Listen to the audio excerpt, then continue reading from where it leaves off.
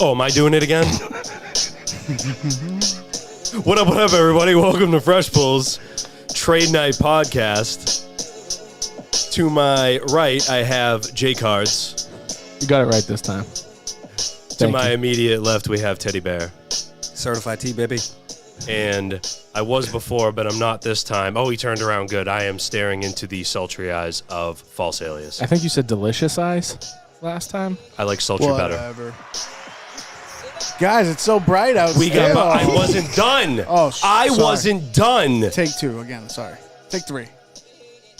We have Bert outside with the mic clipped onto him doing our on-field reporting. This was just like when I tried to text you. You just didn't answer. You don't even respond to me. Are you putting this on me? Sheesh. You're putting this on me. You said hi to Because he everyone. interrupted it. I didn't get there yet, and you're putting it on me already. How's it going, everybody? Yeah. Tuesday great. Trade Night Podcast with the best podcast team in the world. Yeah, round of applause. Good. Was it as good as the first one? Huh? You don't think it was as good as the first No, one? I actually think it was better because I had that little that little mishap. It was a little bit more natural. A little bit more natural that way. Because I was like, oh, More am I supposed to be the natural? one? All natural. That's the way I like it. It's the way I've always liked it. Anyway, yeah, this is the Trade Night Podcast. I guess I'm just taking point here and introducing everybody. How was everybody's weekend? Not bad, not bad. It was fun. Yeah, you were... Me, I went to, I was away for the weekend. I was talking to Jeff, and you had mentioned something about like water slides, didn't you? Yeah. Okay, so I wasn't wrong about that. Yeah, I went to Great Wolf Lodge. Gray Wolf Lodge. Great Wolf Lodge. Great Wolf Lodge. The greatest of wolves. Yeah. I don't want to give them too much free, marketing, though. I don't really want to, talk about that. You don't want to talk about it? say something. Why? Well, because I ate microwavable pizza all weekend. They didn't have a restaurant? They did, but it's like Not your when kind you of have two restaurant. kids, you can't you're on the go constantly. Uh-huh. And everything, and since it's just a kid-friendly place, so everything closes down at 9 o'clock, 10 o'clock. Was there a bar at least? Yeah, but again, $75 for a mac and cheese. Any place where parents have to bring their kids that doesn't include a bar, I can't get down with. No, there's definitely enough. It's like to how can drink. you had deny plenty to people drink. alcohol when they're here with their kids? It's ridiculous. So why don't you describe, for anybody who doesn't know, in a nutshell, what Great Wolf Lodge is? Think of an indoor Canopy Lake type of water park. I don't know. It's like a big hotel with two, medium-sized. Did you even water go? parks. No, I was not there at all. So Jesus. I was Do in you Vegas remember with Bert. anything? See, this is what happens. can't explain the place. This is what happens when people have kids. Is you just mentally check out. You blacked out the whole weekend, You didn't know you? what's funny? There's a No, I mean not dispensary. literally, but you turned your mind off for the entire weekend. Well, because that's all that you do. You just turn your Follow mind us off. on our and follow your Wednesday kids. episode of Dad Pod. Yeah, we're gonna get into When you it. hear more updates on Episodes kids with dads. Yeah, because this is an interesting dynamic, right? Because it's freezing outside, right? yeah, So you're at a water park. Yeah. Great Wolf Lodge. That's a resort. So it's basically it's all-inclusive, right? Yeah. No, I gotta be didn't- honest. I didn't pick that package. See, I'm not a professional. This was my first time. I got to be completely honest. That place I sounds ended like up it really paying. sucks. Well, It does. a water park actually in the pretty cool. dead of winter. It can't be that cool. In terms of it's prison. It sounds like prison because it is a water park, but it's freezing outside. You know what's don't weird? have a choice. Just from your description of what you've talked about it so far, I can smell this place. It just smells like chlorine and A diapers, doesn't YMCA. it? It smells like a- chlorine and diapers. It's just Yeah. exactly a giant YMCA attached to a daycare. Yeah, That's it. Nightmare. you're stuck. Giant. You're Nightmare. stuck. A Not water only park. that, but the arcade, right? The size of this room. I spent about $150 there. Wild. And you know what I got my son? A toy shark, this big, and a can of Play-Doh that I haven't opened yet. Because If why somebody's would I? watching this, and not listening to it, they think you might be measuring something. Yeah. First you were like, Yeah, I'm this. sorry. tune in. False Oh, held up by his the way, hands. yes. Thanks for that. Tune in on YouTube to watch the show. Thanks. Just do a little theater of the mind. Yeah. Little mind puppetry. I was just reminding you to shoot out all the Twitches. Yeah, that sounds god awful. Yeah, never do it.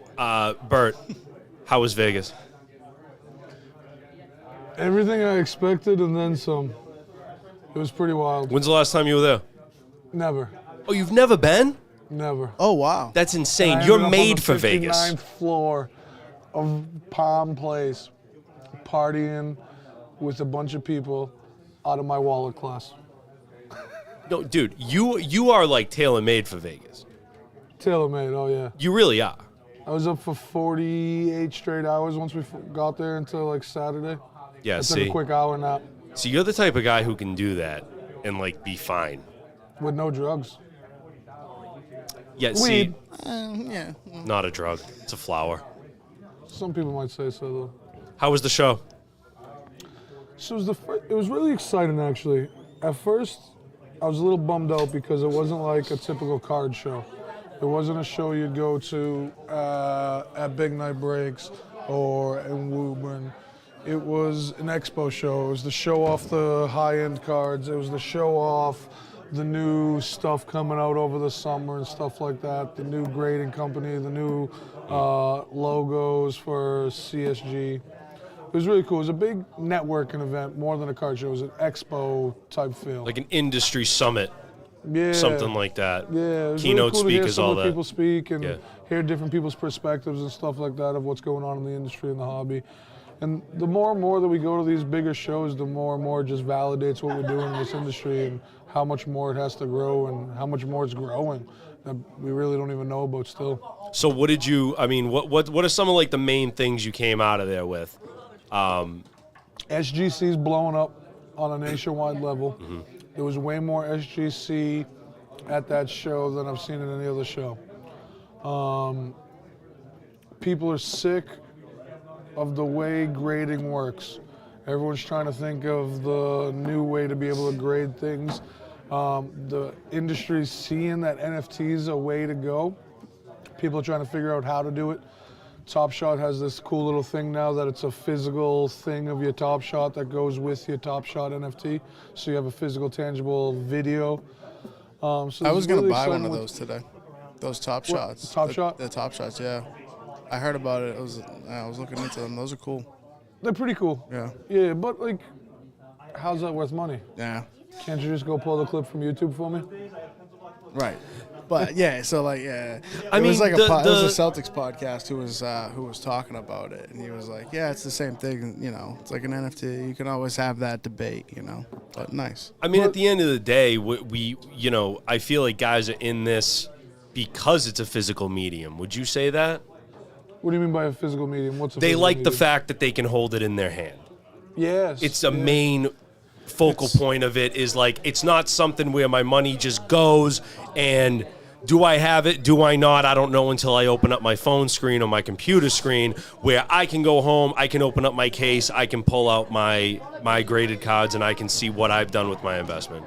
There's also something pretty powerful with carrying around something this big. That could be worth tens of thousands, if not hundreds of thousands of dollars. You can't carry around that much cash. Right. Yeah, I think But I could carry that around from here and go to Singapore and find a card shop in Singapore and be like, here, I need some Singaporean cash. I Nice. heard a whole narrative Right, about it's that. value of physical. Yeah, like with what was it, the Jake Paul fight, right? Where he came out with like the Charizard around his neck, and like it started that huge conversation because it was like he has that amount of value on his neck, not in the form of jewelry. Like Right. It was wild. Well, So- he made jewelry out of it. Correct. Yeah, yeah. yeah. And so like that was $1 like million kind of what chain. you said. Yeah. Yeah, that was what you said, like in terms of like that physical medium, right? And Yeah. like, being able to have, regardless, like it's the same size, but the value of it is massive. Yeah, and I mean, I'm a fan of physical media myself. Like, I mean, I probably have brought this up before, and everybody calls me weird for it, but I have a really strong feeling about when I buy video games that I want the physical disc. If it's a game that I really love and a game that I really want, I want the physical disc. Not only so that eventually I could grade the game, which you can grade video games, which is pretty cool, which is something I'm really looking into right now. But I'm a fan of having the physical media. Like, if there's a 4K UHD DVD, Blu-ray, I like to get it because, okay, I'm also kind of a movie snob, so I like watching the commentary and stuff like that, but I like actually having a physical thing for a lot of different things. Not everything, not music, but for that. So this is really attractive to me for that reason. And, yeah, so. I thought of you the other day. Somebody posted a picture of a graded Sega Dreamcast Crazy Taxi game. Oh, yeah. Rated a 9.6. And Classic. I was like, oh, my God. I wanted it so bad. You know how much that's worth? I don't know, but it's got to be a lot. Like over 10K. Sealed? In that type of, yeah. Sealed, yeah. With an A sale. Yeah. A plus sale or something like that, which is really good for that. Yeah. But it's a 9.6. I actually just read that WATA, W-A-T-A, who grades video games, just reopened their service. I didn't know that they stopped, but I guess I they. didn't even hear. I've never heard of water. Yeah. I say water like when I drink it. Because you drink only Red Bull. But anyway, I mean, I know that at the end of the day, we're in the Touché. sports card business and the TCG business, but these are all legitimate physical investments as well. And that's the thing. This hobby isn't just so much a hobby anymore. It's now investments, as we've been talking about for a while. But it's not just cards. It's now becoming video games and tickets. And, I mean, magazines and comics have been there. But as far as tickets and video games, the markets have been crazy. Yeah, I'm gonna hop in there as somebody who like isn't in this business knee deep, right? And the cool thing about this business is that it truly is like what you make out of it and judgment free.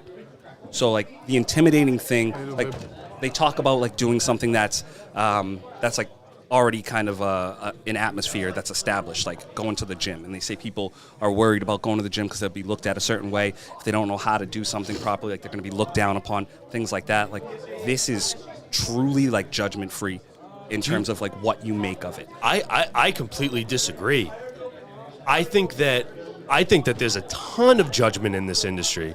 And actually, I think it's one of the main things that is incredibly toxic about it. I mean, like, Maybe it's just here. well, oh no, here, Yeah, maybe- inside this building. Yeah, maybe it's just here. Oh no, here you're not going to feel it, and that's why you haven't felt it. Yeah. That's the whole thing, is you've been here. Yeah. Right? Interact, I mean, like, and I'm not trying to talk down on the industry or anything. I'm really not. But there is a lot of toxicity in this industry, and I think that if it were more judgment-free around, it would be a lot more accessible and more people would be in it. Yeah. And you'd make more money. So being toxic is only hurting you. Well, I I have think to agree a lot with Tony in this scenario. Like you won't see it around here a lot. You'll hear whispers of it here and there, but you won't really hear or see it a lot around here. But overall in the industry, there's a lot of toxicity. There was a big incident this weekend over at the card show between a really big dealer. He actually has a podcast. I'm looking forward to listening to it now. But he left his table. His buddy was there. There was supposedly a price tag on it of, call it $1,500. The card was a $7,000 card. So when the guy asked his buddy, hey, what's that graded? He flipped it over and goes, oh, $1,500. So he bought it. And then the guy came back and was like, oh, where's my Jordan? And there was a whole big thing. The guy blasted him all over the internet trying to find the Jordan.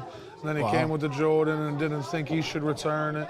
It was a whole big thing, and to a point where there's screenshots and big influencers are back in this one and people are back in this one, and it's just everyone wants to hate. So definitely don't ever stop calling out the toxicity, because I think that's important. You can't ignore it. Yeah. You just can't, and it's not good for anyone. Like, And I think that that's why a lot of people gravitate towards here. Yeah. Is because you're right. Here, it's a total judgment-free zone. We got guys who come in here who are unbelievable people. And, you know, we only want to deal with that, too. Yeah. You know what I mean? Because it's bad for the hobby when things are bad. Yeah. And when if it's good for the hobby, it's good for you. So if you're a card collector and you're toxic, you're only hurting yourself. Yeah, and what I've realized here is I've met people who they don't necessarily care about how the card is going to value 5 years from now. They care about the specific players that they love, right? And getting their A lot of people, yeah. Not everybody, but yeah. Yeah, and then there's other people who are like, yeah, you know what? It's not about the specific player that or team that I love. I'm looking at value, and I'm looking to continue to kind of trade up and maximize my value. I'm looking at it, like you said, similar to an investment. And that's what I mean about like it being judgment-free here is like you can have any idea of what this hobby means to you and find like-minded people in this building who make that come to life for you. Look, which man, is so cool. we're all hobbyists and we're all collectors. However you do it is up to you, and you shouldn't be judged for it. If you like to buy low-end stuff and never grade it, no problem. If you like to only buy high-end stuff and buy graded stuff, no problem. You have no idea. So I ride a motorcycle, okay? You have no idea. And this is a perfect transition because you have no idea how toxic it can be to be on a motorcycle, be around people who are judging you based on what you ride. Yes. Where at the end of the day, it's like, you're on two wheels, I'm on two wheels. I'm always going to wave to you. There are guys on Harleys coming my way on the highway, and because I'm on a Triumph, I'll wave to them, and they won't wave back. Exactly. Same exact type of thing. You're a hobbyist. You're in the hobby. However you collect is completely up to you. What the hell was that? And that's Gang. And that's what I've seen here. And it's cool because not only that, but it comes to life in like the day-to-day of here, right? So like I was here as Jesse was going wild, junk wax for hours. And I was like, how long can he keep this up for? This is incredible energy, right? He wouldn't stop if you didn't stop him. And it's like, so If you don't stop, if they don't stop buying, Jesse could do that for 18-hour stretch. Oh, yeah. yeah. And the He's done it. And the cool thing is that there might be 2 or 3 other people in the building that means nothing to, but they're not bothered by the fact that he loves it and that there's a customer base that loves it. Hell yeah. And it sounds small, but that doesn't happen in a lot of other industries and buildings. Like, you get judged, you take what you love, and you put that on other people. And you say, I no, judge this the is what you shit should out get of it. out of the hobby. I judge the shit out of Bert it. does, He came yeah. up with this cockamamie idea, and I'm like, this is ridiculous, but like, I know you love this shit, so go for it. I mean, so how it happened organically, kind of like everything else that happens at Fresh Post. He bought, and I use in air quotes, and he can't see them, but he bought all this junk wax. When we went to go buy the wax from all these other places to break, he'd find whatever junk wax they had and try to buy them. Most of the people are like, yeah, you just spent 10 grand. Here's my nickel packs. And what he'd do is whenever we're not ripping, he'd just start ripping them and having fun and going crazy. And we're like, what are you doing? But like more and more people kept like, ooh, I like that. Ooh, I want that. Ooh, Yeah. I wish I could have that pack. And he was like, let me try it. And I'm like, Well, "All people right, are nostalgic give it a run." about it too. It reminds them of their childhood, or reminds them of what they used to open with their dad and stuff like that. It's- And you know, It's going to be 16 to 20 weeks running now. How many Yeah. weeks do you think, Jesse? he's off in his own little world. 4 months? He's got the AirPod on. Oh, does he? Oh, sorry. yeah. I honestly thought he was just staring off into space. Yeah, for a second it looked like he was gonna pull the what? 4 months. I mean, oh yeah, no, that's awesome. It's awesome. And it's fun. It's There's some so cards that cool. get sent out to be graded that Alan Whitney has the highest graded rookie card Yeah, ever graded. yeah. Junk Wax Thursday. It's And so- that's the it's thing. just so That's cool. where so much of the toxicity comes from, is on value. Yeah. is like you'll show a card on social media. People be like, "Why are you showing me that? It's not worth anything."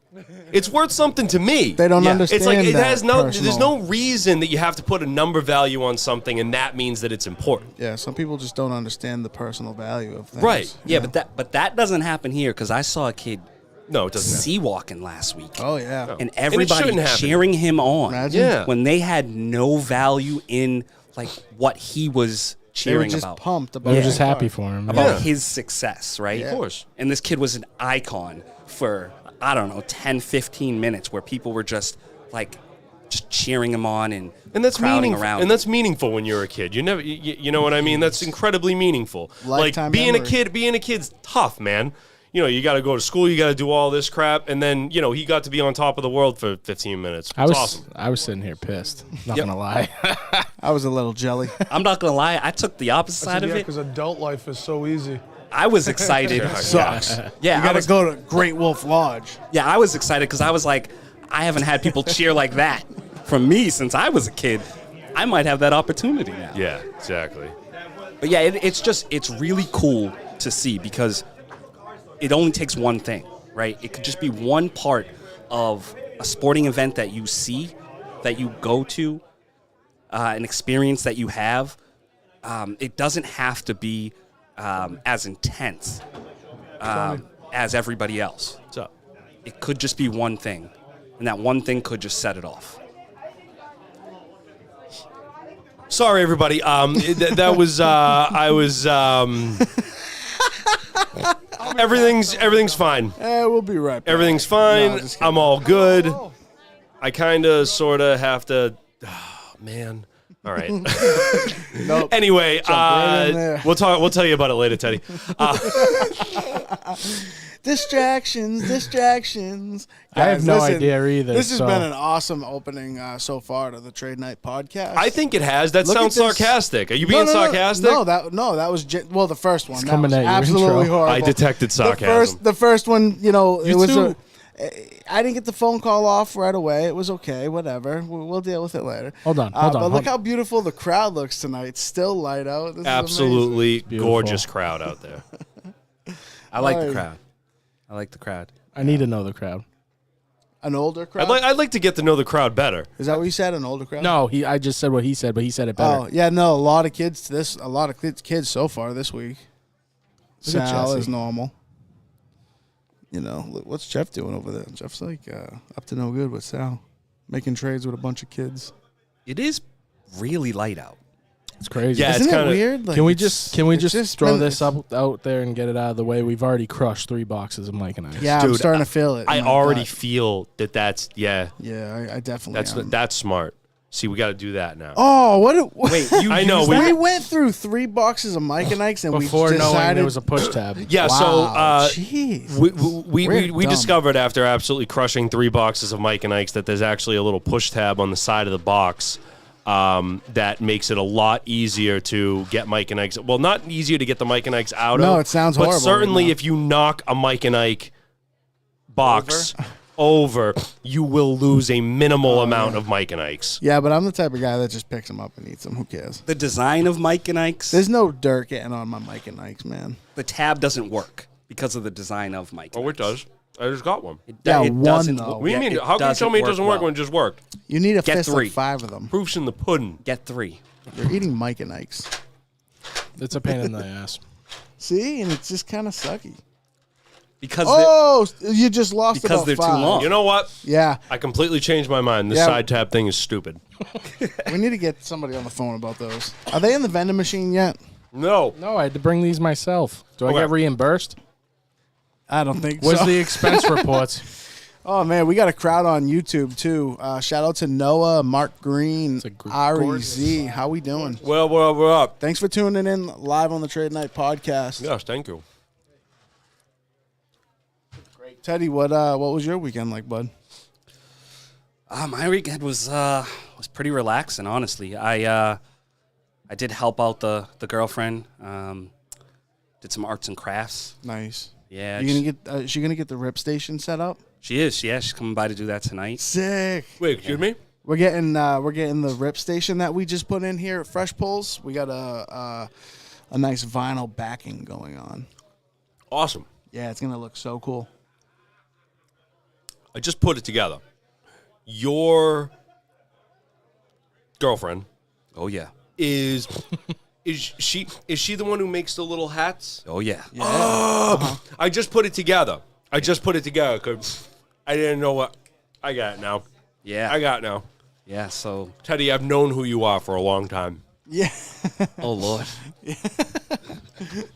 I've known who you are. that brings us to our last talking point. Oh, yeah. Okay, so I am gonna bring this up. I'm gonna bring this up because it has to be brought up. Okay. Wait, I should got we a wait text. till Bert's done with? No. You know what? Forget it. I got a text earlier. I forget who was the person who actually said it. Joe. Okay.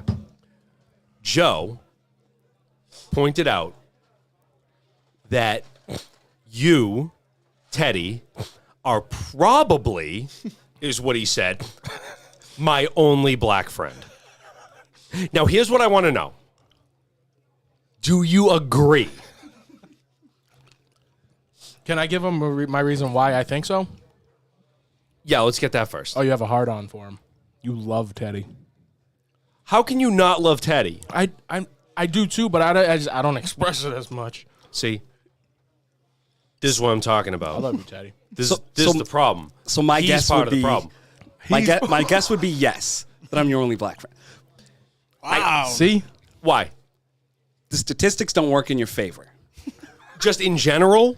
Or you basing this on who I am personally? Yeah, but think of the age. Basing on where you come from, Which is where?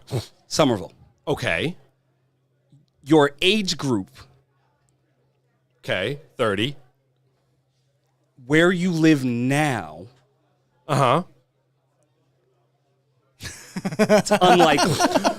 So basically what you're saying is you're basing this on my entire life. Demographic. Where I grew up and where I live now. So you are, my my life. If So I- who I am. If you had roamed to Cambridge, then I would say I'm probably not the only one. Really? Yeah, because at Ringellatten or whatever that high schools, you probably had made more black friends. There's, Interesting. Yeah. I think you're thinking of a different Somerville, honestly. I think that's a big part of what it is. I think Is you're there thinking two of sides of Somerville Somerville? now. Today You're thinking of Somerville? Somerville now. There are two sides of Somerville. Hugely. Oh, yeah. Hugely. No, but so there's I'm East thinking Somerville about- and West Somerville. I'm kind of kind of right in the center. But like, they didn't literally. mingle a whole lot 12, 13 years ago, though, correct? Like when you were in high school. When I was in high school, yeah, there was a ton of. Wasn't it fairly divided? Not like consciously divided. No, I mean, I played football. The football team was But outside of sports, 75% black. 70-30? Yeah, but- 75% black. But outside of sports, it was kind of divided on party lines. I think maybe you're right. And I don't think it was conscious. Like it's a city. Like Right. it's pretty diverse. Right. Okay. But I think like there was like the more prep. There is. Party style, and then There there is. was like the a little more hood style. Okay, so one thing I got to tell you, even though I grew up in the middle of Somerville, I definitely grew up closer to East Somerville than I did West. So like West Somerville's like where Tufts is. Okay, I'm nowhere near that. That's like the very suburban area of Yeah. Somerville. I grew up on Prospect Hill, which is like you go down Walnut Street, you go over the bridge, you're in East. okay. You know what I'm saying? Does that shift your mind a little bit more? About Well, see for well, me, it- I would think he would accumulate at least one every 4 years. yeah. Oh, okay, fine. I mean, I say he's up to 6 or 7 at least right now. You are incorrect. This is terrible. You are not my only black friend. Yes, I'm right so far. So I'm just going to go ahead and throw that out there. I definitely have One. more than one black friend. More than one. You can go ahead and put a number in your head. That's fine. But I'm just saying, I do have more than one black friend. I grew up with a lot more black. Like, okay, there weren't a lot of black kids in my neighborhood. I can tell you that much right now. Yeah. But there were a lot in school. In school. And there's something that that goes unsaid a lot, where it's like it's a level of comfort thing. So even if somebody doesn't have black friends, you can oftentimes tell if they've been around black people or just like a diverse group of people. Like, Do I strike you as someone who has been around black people? Yeah, for sure. Oh, for sure. Okay, Like, but just not have accumulated any friends out of that. yeah. Right. So I've been around black people, but I am not likable You got culture. in general. Yeah, like you're comfortable with them. It's just But they don't like me. I was playing the numbers game. I was playing the Funny, numbers we don't game. like you either. Yeah, I was Like, this guy's all right, but I'm not going to be his friend. Don't get me wrong. He can still come and hang out. I was playing the numbers game. I see. You know, like I assumed that you had some black friends in high school, and then Gotcha. it's like, okay, so now you get a decade into it. Yeah. How many of them continue to? You know, you lose obviously a lot of friends. 90% of your friends from high school. Oh, you continue? don't talk to. Yeah. Oh, yeah, no.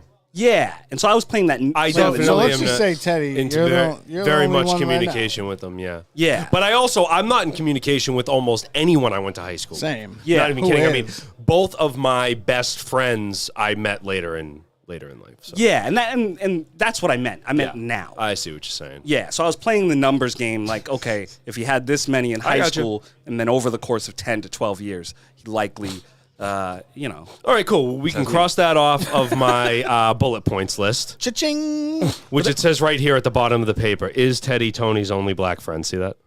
That's why you covered it wanted up. to clear the Okay. air. Yeah. Well, I just assumed. no, but that is like that comfort level thing. That is like an actual meter for anybody who doesn't know and anybody who's listening. Like there's a meter, right? And so like there's that idea where us? people are like, oh yeah, without question. So like there's that meter where like you know how they always say like if somebody has to like say like I'm not racist, then like you immediately know that they're like because they're so no. because they're so conscious. That makes me laugh so hard. Yeah. Like when I'm talking to another white dude and he goes, "I'm not racist," but I'm like, "Stop." Yeah. Nope. One, you are. Two, bye. Yeah. It's Like, that's- it's a thing. That's bull. Right? Because you don't have to state that because like there's a level Exactly. of comfort. And I think we all do it, right? Like it's in all walks of life. And we learn it. We'll probably hone the skill like around the high school years. Like you can tell like which dude is like smooth, like with the ladies and stuff like that. Like he's comfortable, right? And we judge that. Like, See, yeah, he knows me. He knows me well. yeah, Tony Rotten.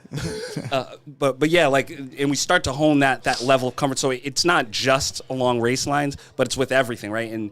And so we're constantly doing that, where we gauge somebody's level of comfort when we meet them. We're like, okay, Right. these are scenarios they're cool in. These are scenarios they're comfortable in. Yeah. and that judges, like, you know, we judge that. And, You know, I need to learn how to do that better, and I'm not even kidding. Like, I get yelled at constantly by my wife when I'm like around people because she's like, "Oh, you don't ask people enough questions." And I'm always like, "Wait a minute. Are you saying that it's like my job to make someone feel that they're interesting?"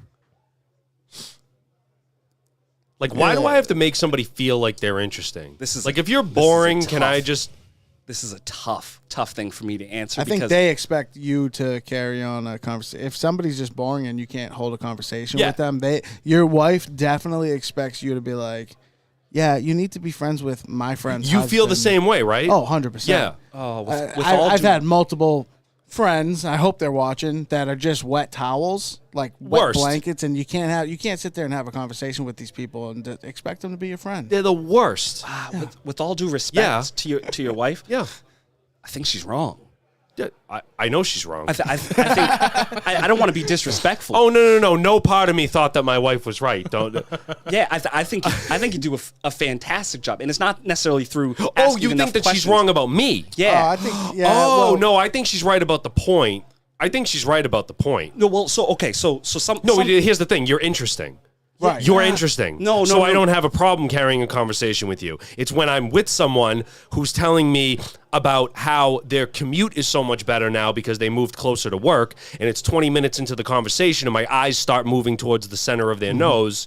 but you ask questions. you just can't right? help to like You ask questions, but look at no, everything. usually else I in the don't. world. There's a give it. No, but I always end up being like, yeah. there's a give and take. You ask questions. We covered a number of different topics immediately, right? And so much so that we had to stop. And we're like, hey, we got to keep things organic. Like, we don't want to cover too many topics. Right. Like I said, we could do this for days where we're just going topic to topic because you ask probing questions. It is a give and take. So, like, if you're trying to find out if somebody's interesting and they give you nothing, then you might move on to something else. They give you nothing again.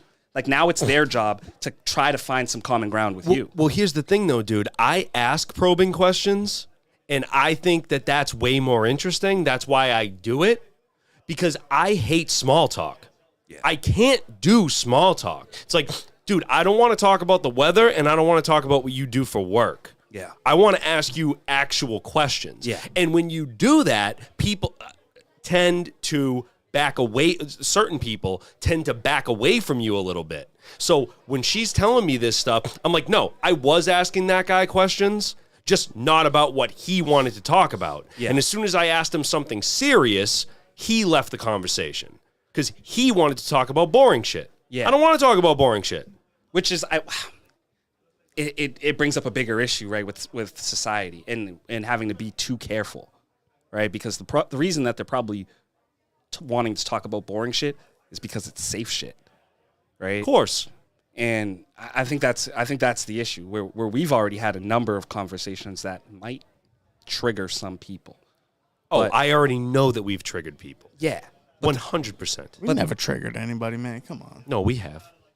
But it's good. You maybe. Here's the deal. If you're having conversations and they're not triggering people, you're having the wrong conversation. Wrong conversations. Agreed. That's all. That's Agreed. all. Agreed. Absolutely. So speaking of that, you think Tiger Woods going to play in the Masters? We had very different views on this. Who did? Me and the rest of you guys who wanted to see him play. You don't want to see him play. I don't want to see him play. Explain I'm on the- yourself. I lean more towards that too, though. I think like Tom Brady. I don't want to see him play either. It isn't worth He's in the it. same category as It Tom isn't Brady worth for me. it. You talking about for his health? No, I'm talking about the best case scenario. The chance that it happens is so small. The best case scenario is he shocks the world, right? Right. That there's a 30 for 30 written about it. That he wins the Masters after the car accident, after everything that And what's what worst we case didn't think he would scenario? come back. That he does what's expected, which is the man is in pain and drops out. And how many times do I want to see that from somebody who I think is a larger than life icon who doesn't get enough respect for the old school old white man's club that golf was. Yeah. I see where you're coming from. Where he is an Ali level icon in regards to what he's done in that sport. And I don't want to see him suffer. I want to only remember Tiger as the scariest dude to be behind. Right. What makes you think he would suffer? Is there anything in his game right now or him warming up that you think he would go out there and suffer Just during the Masters? well, prior to this last incident, he had pulled out of a number of tournaments. He had there was one that he didn't finish. They asked him a question, and he said, "I don't know when I'm going to be back. I don't know if I ever will be back." And He pulled out of a few things in his day. yeah, Always finished, though. always finished, always, and that was before. Really? That didn't get a this big car laugh? I accident. thought that was going to be a big guffaw. Okay, Normally- never mind. Normally I have my Pornhub. I thought they were going to hit it. All right, thanks. All right, well, Nice one. they're not all going to be home runs. Continue, Teddy. I'm sorry. And so that was before the accident. Yeah. Right? And now there's another level of adversity. So there's this small chance that something great happens and something epic happens, something that we'll never ever forget. But the likelihood that happens is not worth the risk of me having to watch. I understand what you're an saying. You absolute want him to icon. go out on more of a high note. Yeah. Yeah. I mean, watching Ali get his ass beat at the end of his career sucks too. You know what I mean? Kind of the same thing. Hung Yeah, in there I too kinda long. agree with that. Michael Jordan, when he went to the Wizards, just wasn't Michael Jordan. Yeah. He was Michael Jordan, but he wasn't Michael Jordan. Even seeing Ali and how he was later on in life, Yeah. When like the Parkinson's came in and like you were looking at this guy and you were like, man, this guy is a larger than life figure, but there's no greater curse to that man than to not be able to express himself eloquently, which is what he did his entire career. So your whole thing is like, you don't want your lasting image of Tiger Woods to be this gimpy guy who just can't make his way up and down the... Correct. Yeah. And I think the sport itself plays a factor in that, because when we're talking about something like Jordan with the Wizards, like he was no longer Jordan, right? But Jordan as a shell of himself could still give you 20 a night. Right. Tiger as a shell of himself, it's almost embarrassing to watch. Like, you think? Like as a shell of himself, like, I don't know. I've never seen him play in a way that's embarrassing. I've never seen it. It's more so like the walking. When you see when you see it in his back, he starts like cringing. I get what he can't. saying. I see what you're saying. Walk. Yeah. Yeah, he's in pain. Yeah, you see him suffering. Yeah, it's different than seeing somebody as like for example, when we talk about Tom Brady, like it would be as if Tom Brady couldn't throw the ball past 10 yards. Yeah, like if he just had a noodle. I get it. Like Peyton Manning was. Yeah, like when we saw that, like, and it would be like seeing Peyton Manning that year with no defense and no offensive line, and you're just watching him get struggle. mauled. So, do you think there's something more to this, though? Do you think he come? Is there a reason why he hasn't taken his name off of that list? That grandfathered-in list? Because he's great.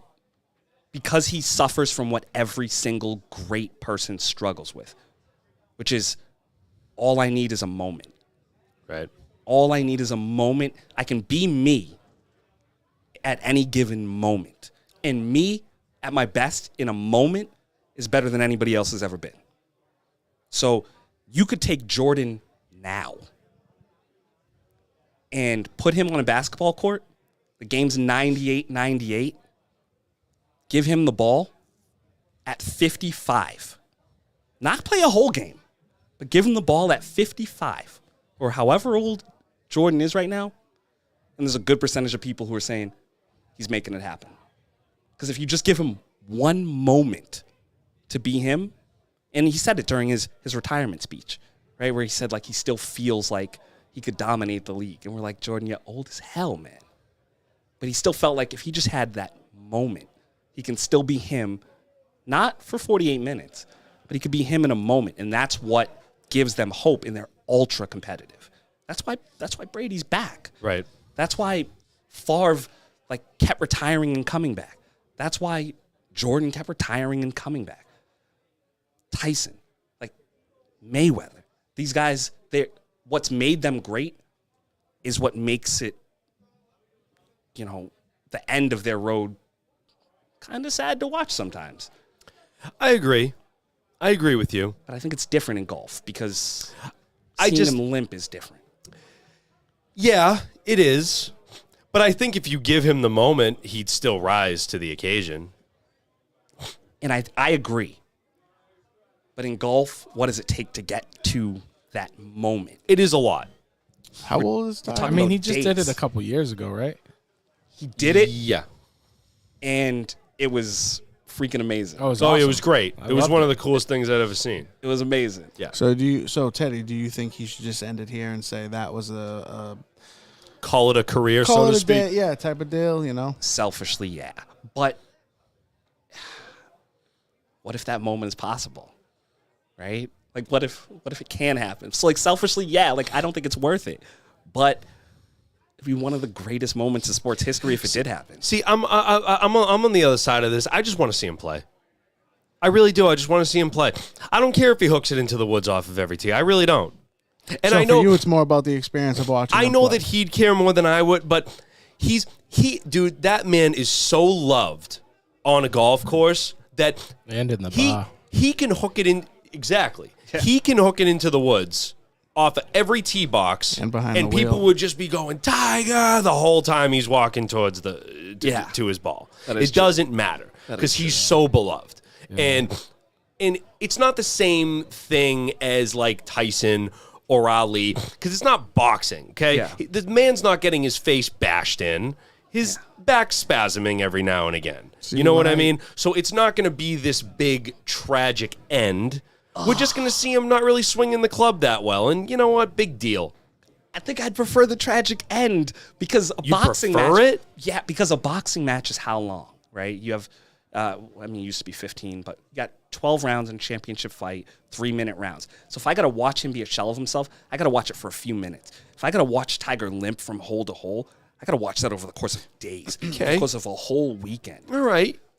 See, for me, like I bring it back to my original point. I want to see somebody like a younger cat, like is Jordan Spieth? Is that somebody who? I mean, he's not really considered young anymore. No, you don't. Colin Morikawa. Yeah, Colin I would Morikawa is a like to big- see some. Like big I'd like young to name. watch like a nice younger crowd of golfers compete. I think Tiger has had his days, and I Oh, hey, man, they're there. Yeah. You know what I mean? It's going to happen.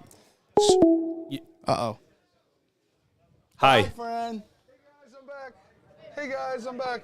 What's up? How's Hey it guys, going? I'm back. How's it going out there?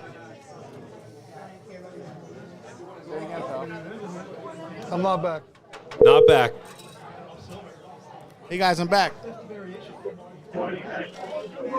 Hey guys, I'm back. Hey Bert. Hey, man. How's everyone doing today? Good. How are great. you? What I missed in the last 15 minutes or so? Missed a hell of a It lot. was a half hour. Was it a half hour? Was. You missed some went forever. heart-to-heart Time really conversations. flies when you're having fun, doesn't it? Could have went forever. So what I missed?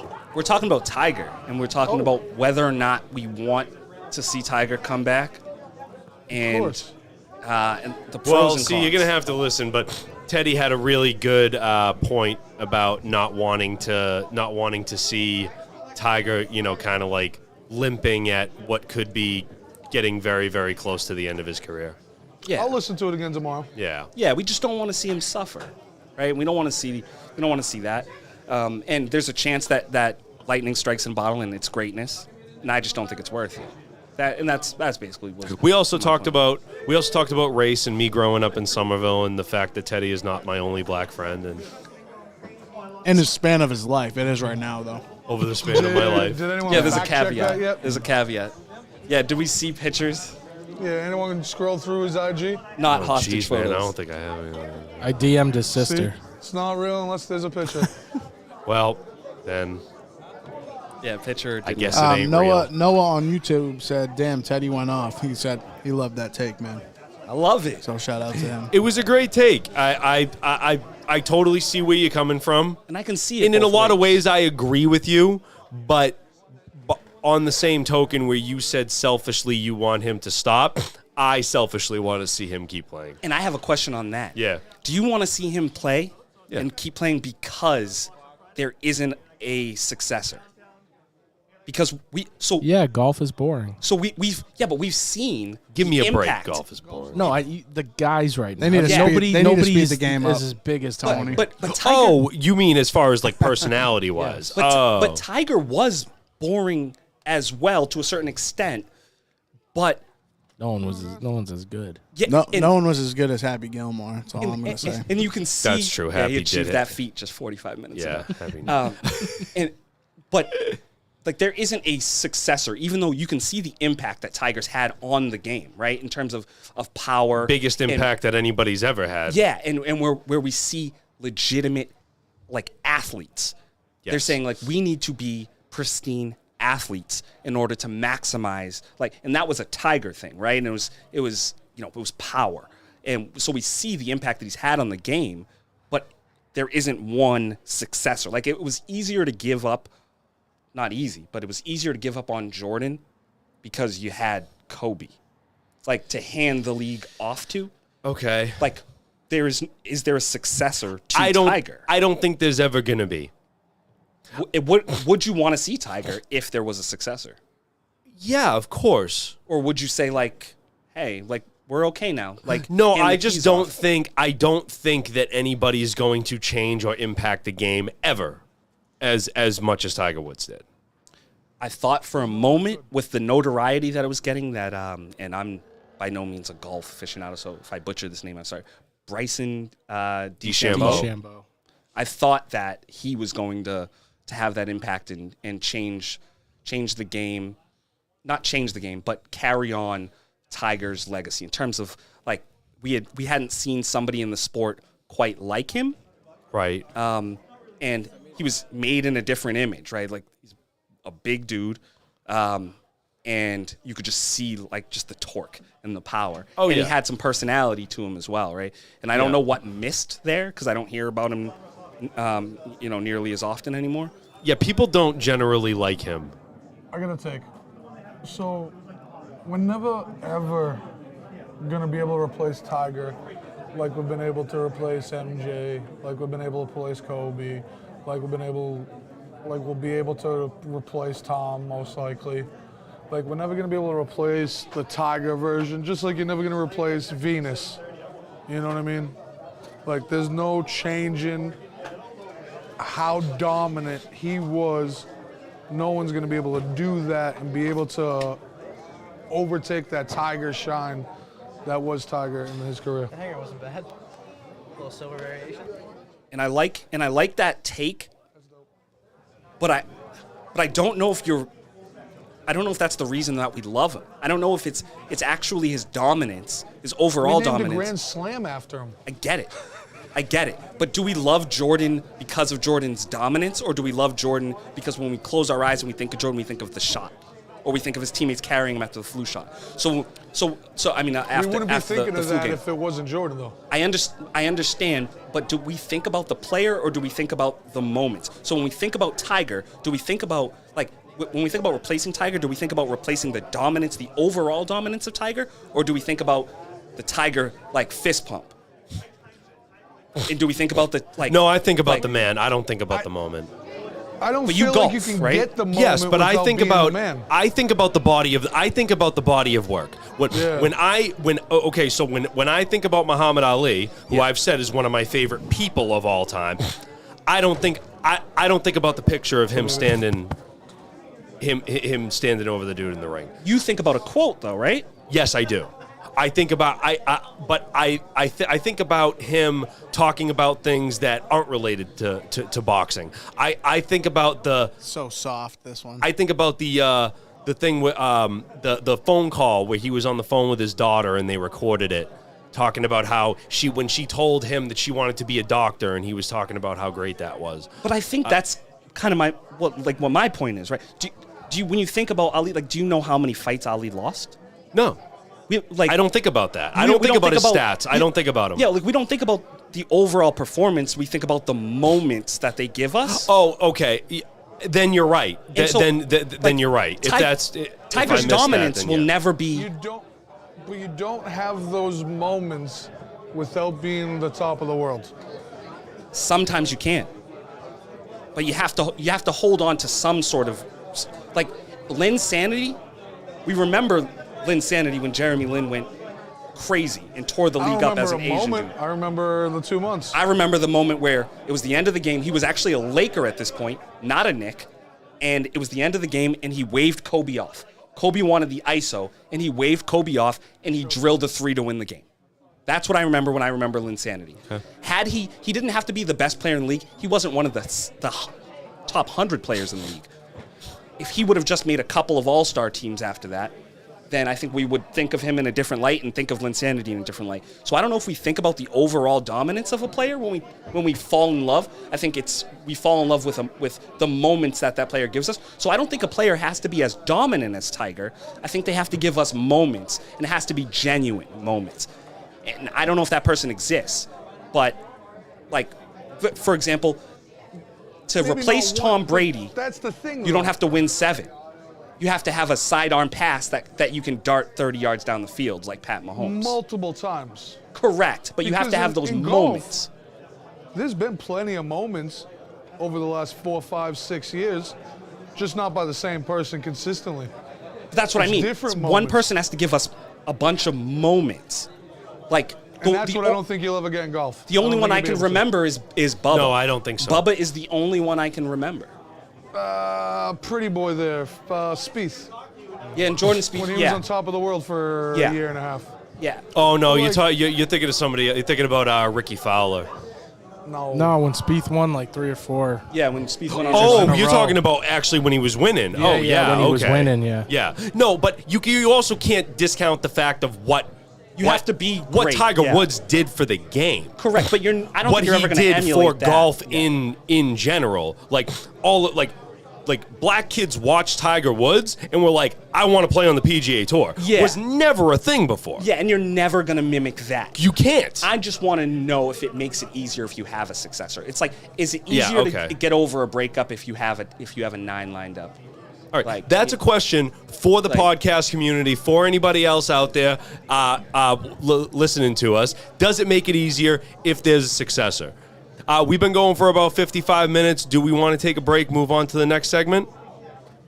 So, Oh, I'm still up. Speaking of breaks, I've talked to a couple people this weekend about filming little commercials for us to put out. Like Sweet. collector caps from Kyle. He's gonna videotape like a 30-second type thing so we can promote collector caps and the commercials and stuff. yeah, we love ideas, so keep the ideas pumping. Start Yeah, working towards it. definitely. Yeah, shout out to Collector Caps. He's usually on, but he hasn't chimed in a while. He might still be recovering from Vegas as well. Oh yeah, he was out there too. Yeah. Jeez, man. Everybody left me at Great Wolf Lodge. Can't believe You're it, gonna link guys. up with Teddy now. You guys can do the dad Yeah, bond. you want to go to Great Wolf? Just me and you. Yeah, it was, Can All make it a right. write-off too. 'cause We're you guys leaving can do here. a podcast there and then Cashless. They denied my credit card. I didn't make a payment last month. So that's how my life's going. Guys, we'll be back for segment 2. Stay tuned.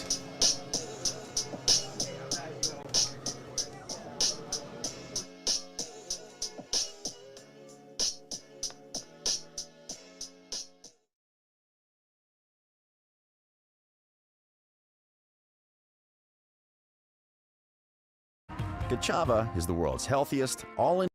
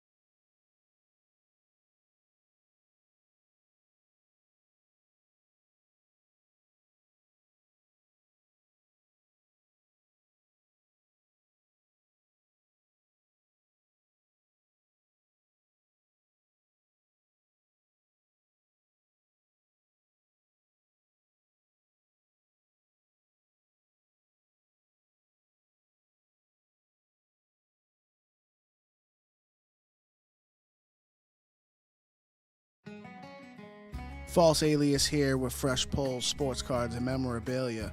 Guys, I wanted to let you know that on Sunday, April 24th, 2022, 10 a.m. to 3 p.m., we will be hosting our first Autism Awareness Fundraiser and Card Show. Please make a donation at the door to enter. A donation gets you a raffle for the door prize, and we'll be giving out a prize each hour. If you're looking to get a table, we're asking for a $50 donation and a 3 social media post about this event. All proceeds will be donated to the Doug Flutie Jr. Foundation for Autism. This event will take place at 215 Newberry Street, Peabody, Massachusetts. Again, that's Sunday, April 24th, 2022, from 10 a.m. to 3 p.m. See you then.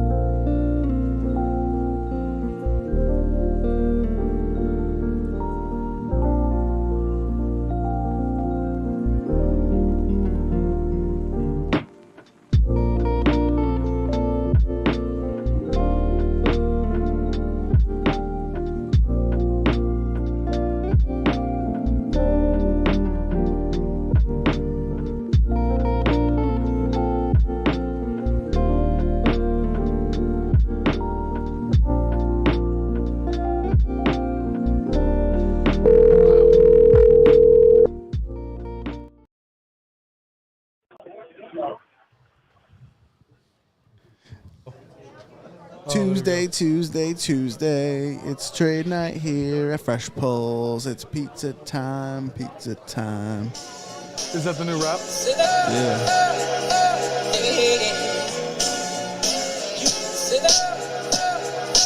We could discuss that stuff another time, boys. Thanks for that. We needed that. Yeah, no problem. Yeah, I want to dive deeper. Definitely. I do too. Definitely. We'll talk. For sure. You think I need help? No. I think I need help.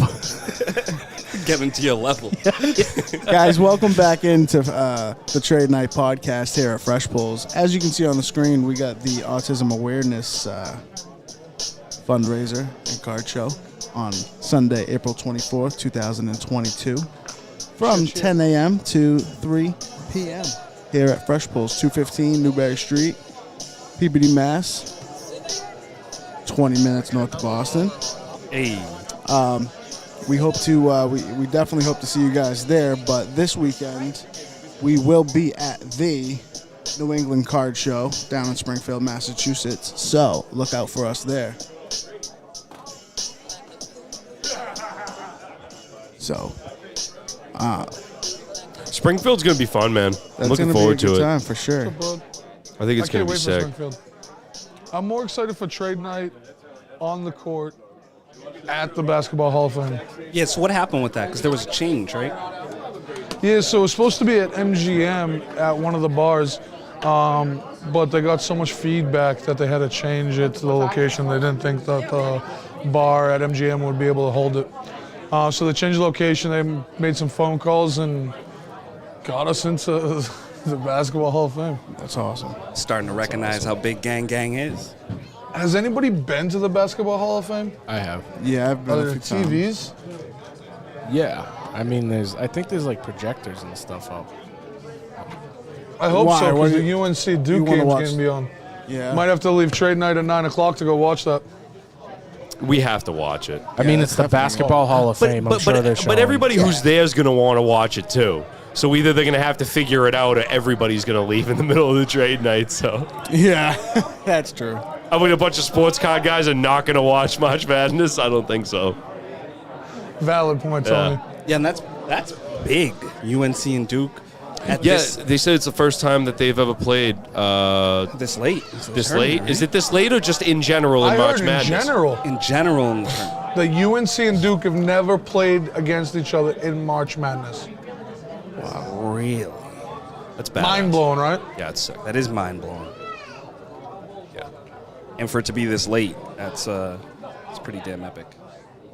Oh, that's that. Yeah, I hate that. That little blue flashing light is so unholy. You guys got any backups? I might. But you got to be extra specially nice to me. You gotta abide by all the labor laws on the back of the door. You got to pay the troll toll. to get in Let's this. throw that damn poster away. Yeah, I'm pretty so- sure that's a law on there too. You can't throw away the poster. you can't destroy it either. Another big trade night. Yeah, it is. I'm thinking upwards of 75 plus. No. Yeah. Yeah, the energy out there was. We're including children as a whole again? Yes. Okay. Because we do not discriminate here at Fresh Pulls. Yeah. Yeah, and on that note, I do want to apologize to anybody who was listening to all of my golf talk and all of the golf talk we were having. I'm sure not everybody loves golf. We're not talking about golf. We're talking about Tiger Woods. Yeah, but I'm sure some of our listeners might have wanted to, slap me. What's the guess? To shut up.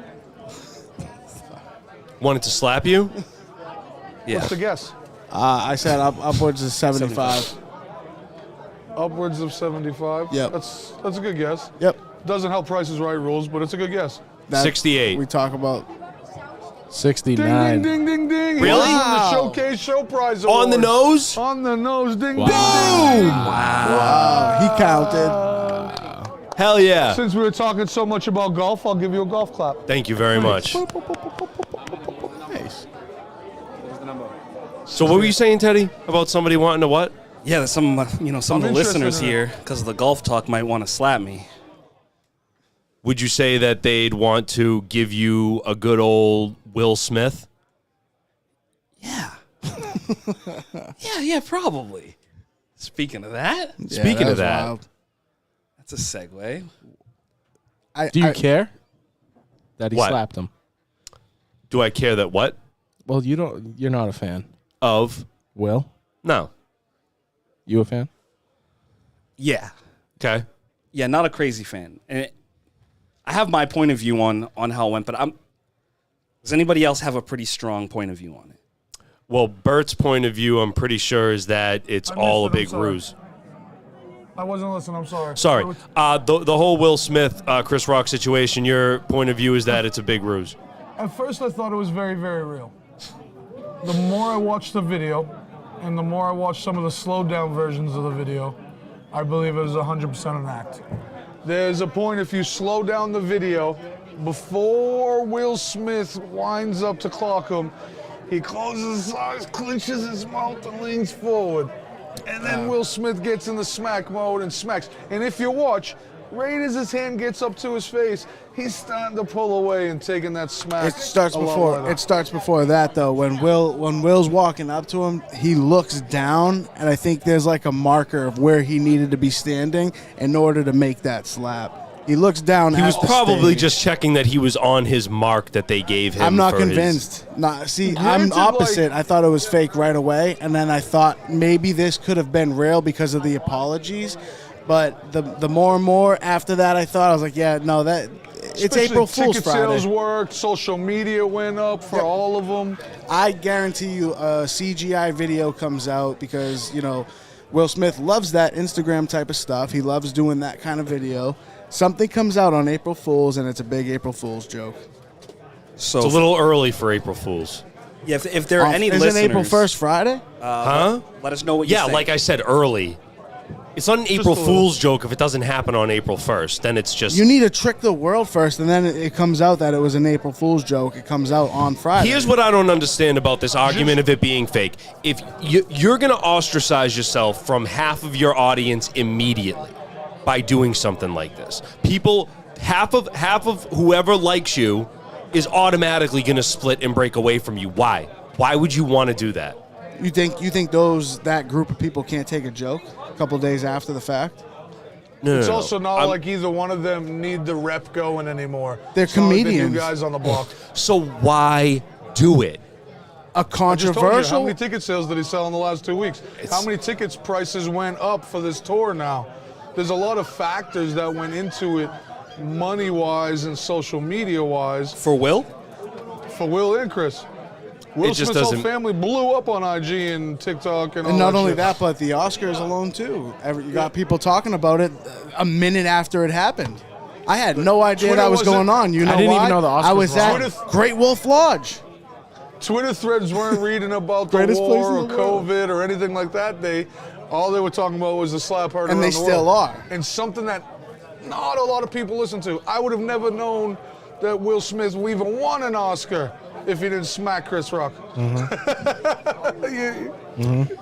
Okay, I guess I see where you're coming from with that, but there's a lot of ways that they could have gotten social media buzzing that didn't, that hadn't gone that way. There was a nip slip. Although, I mean, for Jada real. looked Like, if so you wanted mad, to, dude. if you're willing to go that far and do something crazy like this to get people talking about you, why didn't Chris Rock just like strip naked and have Will Smith come up and do a little dance while they were? Not as much controvery. And did Chris Not as much Just good controversy. Controversy. That wouldn't have been controversial. Nah. would have been a little yeah.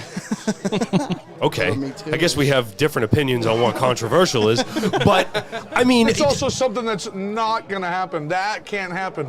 You can smack people in a movie. You're not walking around naked in a movie or dancing. you're not like walking that. around naked in a movie. I don't understand. Like, why Not that what you just though? described of what you wanted them to do. But that would've why been better. make it this thing where Will Smith is obviously the one who's getting the short end of the stick here? by a Says large who? margin. By a huge margin.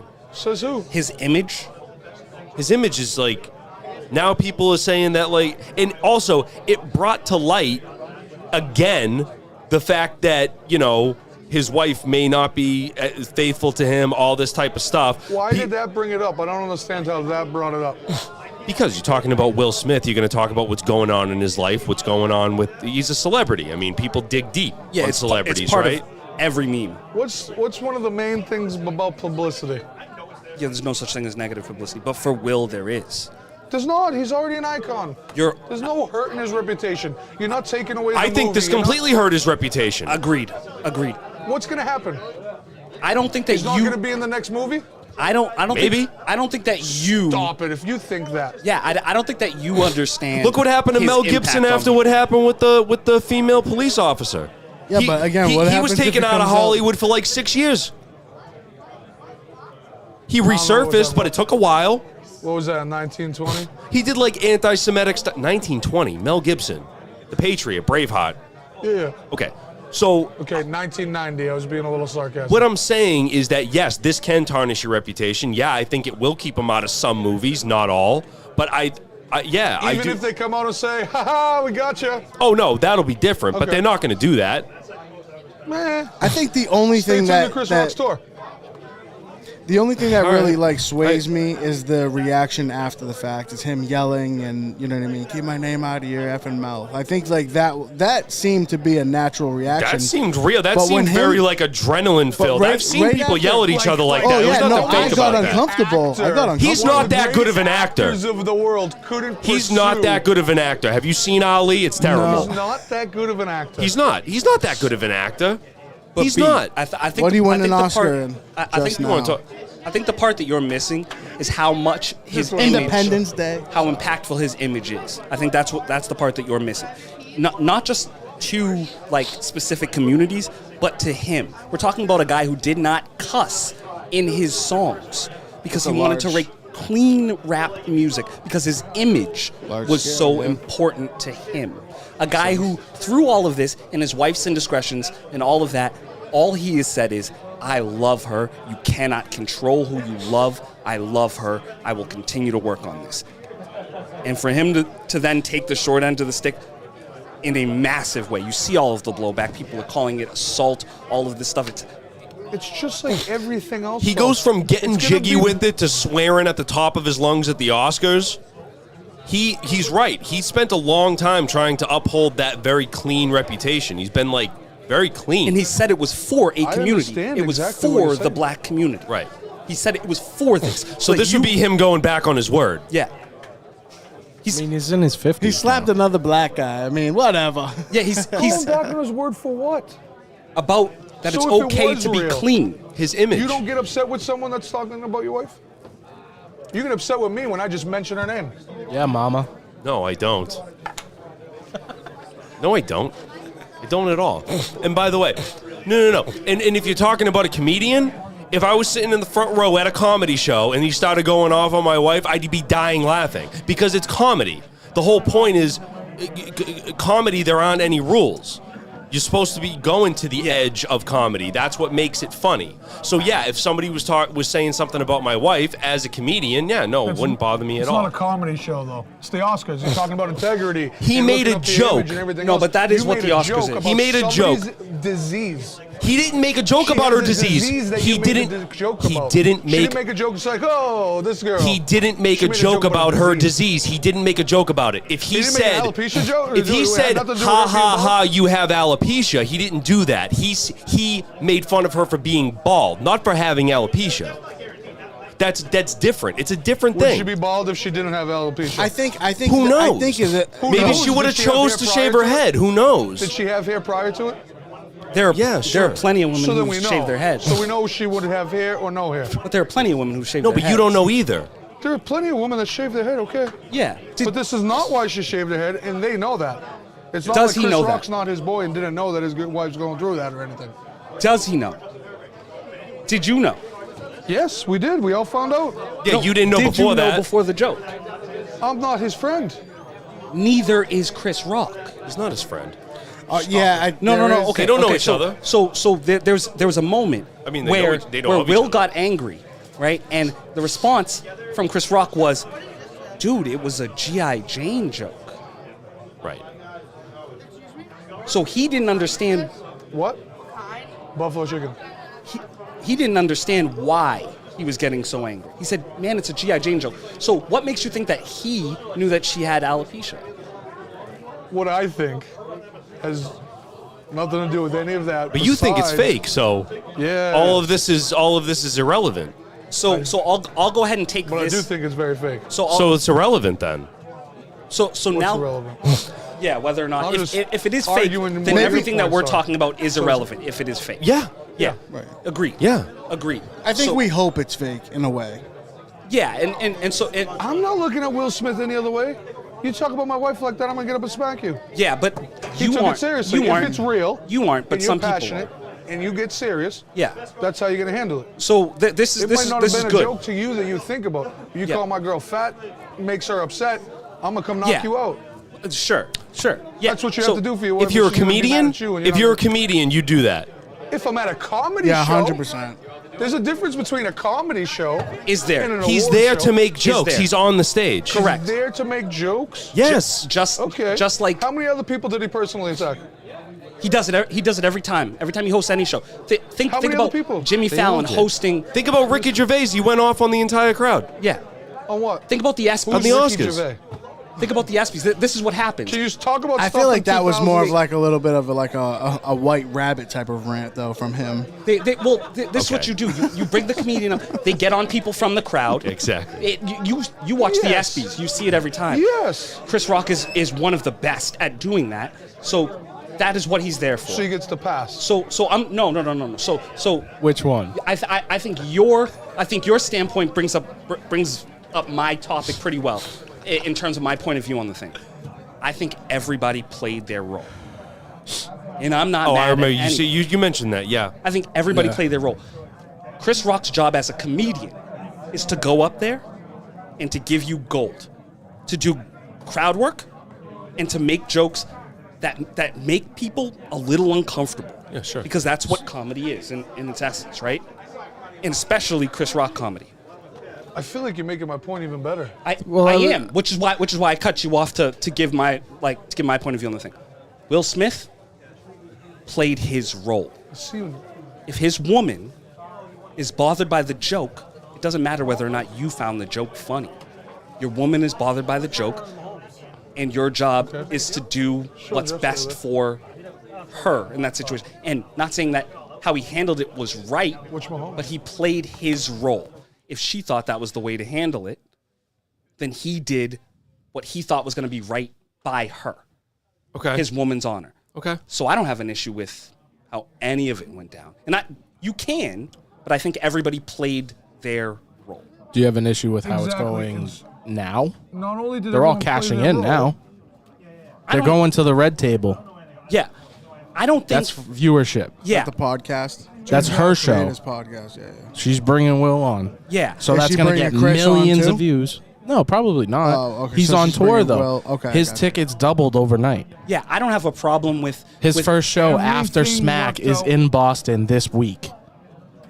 Let's go. That's what you're gonna figure. Everything worked out. Yeah. The Oscars got more. Everybody got more. Everybody got their happier. attention. There was. We all aren't His- sitting here on a podcast talking about the Oscars if that shit doesn't happen. Half Chris of these Rock's people in the tickets. room don't know Yeah. that Will Smith won an Oscar award if that doesn't happen. I still disagree Nobody's talking about- that everybody won out. You can disagree that everyone would know. That everyone won out. I do still disagree with that. Even though I agree that they all played their correct role, I think there's undoubtedly a loss that Will took because of not only his image, but the importance of a Okay. clean image to him. He has- assaulted somebody. Yeah, and he's preached this image for I've slapped 30 people. plus years. I understand that. So if there's a loser in the scenario, Will Smith's the only one. Undoubtedly. Yeah, of course. Yeah. Undoubtedly. Unless, But, If there's unless a they loser. come out As at of right now, there is. but like I said, I agree Depends with on how you he look at it. played Maybe his there role. isn't. He played his role, though. It Like, might not be. As of right now, though, he looks like the loser, though. Clear cut. yeah. 68, I count in house. But Papa Smitty for the it's win. official now. You just verified my number. I told him that already. I counted a few. Hold on. Did he count us too? It's right there anyway, because I showed something else. Yeah. All right. But yeah, I think they all played their role, and I Yeah. think I have no problem with them sort of profiting off of it. or making anything off of it. No. This is the 24-hour news cycle of social media that we're in. You got to. The hell is that? Museum cap. Oh, the Ozium cap. Good. Why don't you actually have put just it killed on the the camera. Ozium? Yeah, so we don't might all have just go killed the belly camera. up. Since Don't that stuff, spray it near the Tell us about the fish. since that Yeah, stuff is please like don't. Don't worse than spray it near the asbestos. fish. That shit's Joe, fucked let us up. know how Ozium works. Just don't spray it near the fish. We don't know Going how to fish Paris? will react. Dude. What happened? OZM killed my mom's bird. How did that happen? And it's I all gave- Joe's fault. Can I have a query? How does an inanimate object kill a bird? I mean, that's. I mean, It needs to be OZM, acted upon by someone or something, does it not? The product did it, man. I recommended she spray it in our front hall, the front hall where the staircase is. 'cause- Right. Yeah, just to sanitize the air a little bit. And the next morning, we I had the Craigslist ad up on for looking for a blind kid to sell it to. Yeah. You effectively. It was gone. And we're banned. No, was you gone. can't get banned for that. You.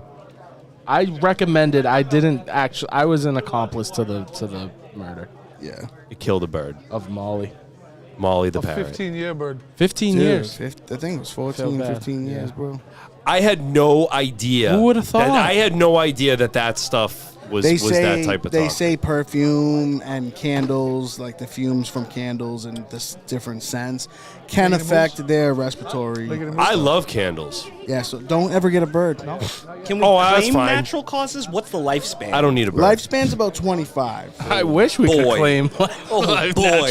And the more and more I This is a tried weird to, coincidence. the more and more I tried to justify it, I'm like, it is 14. It was kind of looking oldish, It's been thrown around a couple times because somebody had picked it up a couple times and the bird had bit the person, so it would go get scared. So the bird was kind of Banged on up. its- if it had a few was a lives, beat-up it was on its bird. one of its last. Bird been So around the block. I'm thinking the Ozium kind of just squeezed it into. I smoked it So, today. Scott, turn What? me down. You grinded the bird and you fucking. No, I threw it on the Turn him smoker. down. That is No, I'm kidding. that is such a weird story, dude. Dude, It isn't was that the bad, weirdest? That's. Well, I mean, obviously, I feel bad. Yeah, But Was she now we really know. upset? I mean, she used to talk with the thing. The thing would talk back. yeah. It's not like it was just like a little stupid bird that it's just in this tiny. This thing Well, had she had a 'em- mansion. She had her longer than most people have dogs. Yes. Like dogs live till 12, 13 Yes. if you're very lucky. Yes. Yep. I mean, cats live pretty long, but that's a long lifespan. I mean, for she an would animal. turn the music. The bird was in her will to me, dude. I think It Or was. or to our It's sister, in the right? estate Somebody left the bird. She It- left it- the it bird. It's had in to the be estate. It had to be left and because somebody. it's Because they live long-term- for a long yeah. time. Yeah, if the thing lived. And for I wasn't 75 taking years, it. That bird was in her will. It's the estate. Yeah. How are you going to sleep at night? I'm He's not. fine. I'm not taking it. He's fine. It's gone now. Yeah, we fried it. We put it Yeah, in- a bird going at 15. We had a bird off. That's bird had a fry. tough life. It's like a fish fry. Ma, sorry Yeah. if you're watching. She's definitely. That's like A moment of silence for Molly the parrot. Then that's it about the fucking bird. Okay. Thank you guys. Welcome to Trade Night. Cacaw. I'm gonna be sending the car. The vending machine's broke again. All right. I put $3 in. What kind Now of the dollar fly-by-night machine's not vending working. machine do we Teddy have in saw this place? happen. Teddy saw this happen last time. I pressed the button and just a million dimes came out. If I bought a vending machine, can we swap them? I'll put mine Here in we are here. with dimes. I'll put mine in here. You got a contract with those guys? He's not listening. No contract? I like those guys. They're good guys, but this machine, man. Yeah, but We're gonna get a Jesse, new what one. if it was my machine? Jesse, What is Jay What is Cod's coming out with a new? If it vending was machine? faulty, I'm buying my own machine. can I'm you gonna go on your swap them. app thing? No, and you're get not. a Red Bull? Yeah, I am. nope. It's actually a good business. You want to get into it? It is a good business if you find a good location. If you find a few good locations, It's a pain I don't in the think ass, you can though. make profit out in one. You gotta location. swing by and stock them up. Yeah. Yeah, it's so hard. I don't want to It do is. that. I want to find something that I can just make money sitting on my ass. There was That's a what I'm rapper- saying. There's a rapper, a battle rapper, who has a bunch of vending machines. And A that's who? their main, a battle rapper. A battle rapper? Is it Little vending machine? Goods. He has his daughter's like 14. He like bought a bunch of vending machines to give her, and she has like, I don't know, she's learning like money management, how to run a business and everything. Cool. Nice. He put it in his freestyle on Fun Flex. Gave his daughter a nice headache to manage. Normally, this is where I would Google it, but I'm gonna stay off of the YouTube this episode. Yeah, he put it into his Fun Flex freestyle. It was interesting. He stopped talking about murdering guys. We should do a reaction video to Goods. Goods. All right, we got that on the list for reaction videos. What's good? He's the freestyle rapper. He was just talking. Yeah, let's. Trade night. 20 minutes north of Boston. I can't wait for this weekend though. I think I'm gonna make the drive down Sunday morning. We might be all dead. Jake Hards. Yeah. Celtics losing Robert Williams. Huge deal. Huge, right? Huge deal. Can they still make a run without him or what? We'll see. Last night in Toronto, they played well with all the bench guys. They didn't travel. Jalen, Jason, whatever. And Horford's been out. But, I think Horford... But they lost. Who was lost in overtime. The only starter was Marcus, right? Yeah. Yeah, they lost in overtime, but they played well. They had the game. They really did. At the end, Grant dribbled it off his fat-ass foot. So I've heard that there are like two options of what they can do. Mm-hmm. They can do this weird fix that would get him back in like 3 to 4 weeks, which would be surgery, right? Yeah. Or they can do this like long-term thing, but he'll be gone for the season. But like the long-term one is less invasive and it'll be easier on him. Yeah. I would probably, the way they're playing. You don't want to jeopardize the guy's career and keep him out long term, but the way they're playing right now, yikes. Do you think they can do it without him? No, because down the stretch, who's going to guard Giannis? It doesn't matter. It does not matter. Who's going to guard Embiid? It does not matter. Durant. You have to do what's right by his long-term health. It does not matter. Yeah. You can't make I agree with you. No, I don't mean from a human standpoint. I mean from a Celtic standpoint. What they Right. did with Isaiah Thomas and his hip cost the man $150 million. Yep. Wow. And that is a stain that's on the Celtics franchise. For a basketball player, right? A knee injury is just not is worse than the one. It's everything. It's everything. It's everything. Guy that size as well. Look at Shaquille his O'Neal. biggest guys limping around nowadays. His biggest asset is jumping. The lob ball and everything. He's down there. He's getting rebounds. He's posting up. He's pushing on these big guys. You need the strength in your legs. Who's gonna guard those big guys? Embiid, Giannis. Right. We have Grant Williams. We have Horford. Those guys aren't big enough. No. So forgive my ignorance, but when was he gotten? Is he a young guy, an old guy? Rob? Yeah. He's young. He just signed an extension this past summer at a deal. At first everybody was questioning it because of his injury history, and we already had him. He was drafted by us. He was okay. So he originally was a top 10 pick coming out of Texas Tech, I think, and he had some problems in college and he fell in the draft. I think we drafted him in 21, 22, but then when the reason for his nickname, the Time Lord, is because he was late to pretty much everything. His first press conference, he didn't show up. He missed his plane. He had to call in. It was just a mess. So they literally called him the Time Lord. He hated it for a couple years, and now he actually likes it. But, coming in, everybody expected him to be bigger, and now he's finally turning into that player. Gotcha. Yeah, big I've upside. been wanting to chime in, but I was in the conversation. Robert Williams is a huge loss for the Celtics. One of the biggest Celtics issues in the playoffs, besides Tatum and Brown shrinking, is they allow so many points in the paint. And Robert Williams has certainly been helping with that. And I just don't think without Robert Williams healthy, they have enough big guys, like Joe was saying, to be able to protect that paint come playoffs. Because that's been the biggest problem for this whole group, is their big man play. And Robert Williams is finally taking that over now. Who's in his spot right now? They probably moved Horford there and probably running small ball. Okay. Is Horford still out on personal? Yeah, he missed a couple games. Is he expected back like the next couple games? I think so. I haven't heard anything else. It's too bad, man, because they were on a hell of a run, right? This came at like a really inopportune time. Well, they still can be. January 7th, they were 11th place in the AFC, in the East. They're now in first. Okay. Yeah, and they can still continue to win. Tice probably is the natural fit to step into that role. More of a pick and pop guy. He'll play on the perimeter a little more, which is a different variation of, like, it's completely opposite of what Robert Williams gives you, but it's a different dynamic that you have to account for. The issue comes in a 7-game series in the playoffs. Right. And like we were saying, you have to guard Embiid for 7 games, or Giannis for 7 games. You have to create that wall to block off the paint. So in the short term, they'll be fine. It's when the games slow down in the playoffs and you have to play the same team 7 times, in theory, that. And in those games, you have a short bench. Yeah. So now we're down a big guy. You're down to Horford and Tice, but then yeah. And you're playing small ball. It's going to Grant Williams is your power forward. He's just not big enough. Yeah, and you struggle in the half court on defense.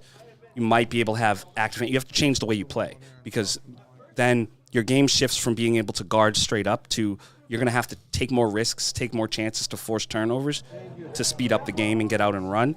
And a lot of that isn't conducive to playoff success. So Robert Williams was going to be more impactful when you got to the playoffs, and the game slows down, where that doesn't matter necessarily in the regular season. So like they'll be okay without him in the regular season. It's when you have to work in a half court set on defense, and you have to guard your matchups straight up, know their tendencies.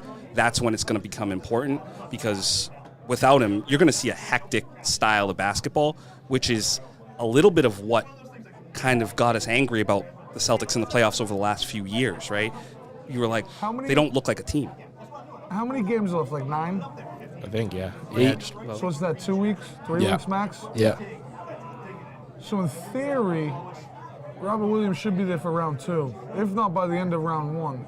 I mean, meniscus shouldn't really be more than 6 weeks. Yeah, but that's what I was just talking about. I just don't think you can't take any risk. Is rushing him back really the play here, though? No, it can't be. It can't be. Because he's going to be a long-term guy, right? I mean, he's already is. Yep, they just signed him for 5 more years. Right. Yeah, but it's not even that. It's free agency. It's the way people look at your organization and the way they handled the Isaiah Thomas debacle, and told him he was okay to play through. And he was about to, he was tweeting the money bags and all of that because he was going to be up for a max contract. And then they told him, you'll be okay to play through the hip. Turns out he wasn't okay. More damage is done. Now he's got to get hip surgery. And a lot of free agents looked at it as the Celtics did what was right for them, not what was right by the player. And they cost him over $100 million. Oh, so you can argue that's the reason why Anthony Davis didn't want to come here. Yeah, correct. So when you have, and that did come out of Anthony Davis's camp. His dad said it. And so correct, yeah. And so when you have that as like you've already made your one mistake, you then can't risk anything because that is so detrimental to your franchise. If you hadn't made that move with Isaiah, then like you can take the risk once. But when you've already had all of that negative publicity about how you handled injuries, even if there's a 1% chance of re-injury, like you need to make sure he's 100% back, or you could set your franchise back for a decade. Right. Yeah. So Bert popped something into my head when he mistakenly said, did he say AFC? Yeah. Yeah. This interesting news coming out from the NFL where, what is it? They're requiring teams to hire. Well, hold on, Bert. Go ahead. What is it exactly? For the 2022 season, they're required to carry one coach of ethnicity or female to run to work in the offense. Here is my question, and this is what I picked out of all of this. This was my question too. Why offense? That was mine too. What does this mean? Why specifically? I didn't let him answer it though because I wanted to hear it. Did you hear the details though? Like the NFL is reimbursing the teams for the Half the salary. Half salary the salary and yeah. Half of it, yeah. for the. They can't afford that. Because they're requiring them, they said we'll cover half of the cost. Yeah, it's You're not telling about, me it's not there's about not- the cost. Yeah, it's more just about like a good faith thing. It's symbolism. It's an image But why? thing. Yeah. Is every So why the offense in the offense, not the league other part, all right? white guys? So Yeah, that does part really baffles me. This whole thing where it has to be offense. Why Yeah, is it just so- that part that baffles you, and not the actual like It's the point? whole- Why do they so- have to make that a point? so it does go pretty deep. So Because of the Rooney Rule. in terms of that plays a big part. But in terms of why offense, because there are a lot of black defensive coaches, and there was a point where the idea was that on the defensive end you get promoted because defense wins championships, and so you saw a lot of former players who were black become defensive assistants and defensive coaches.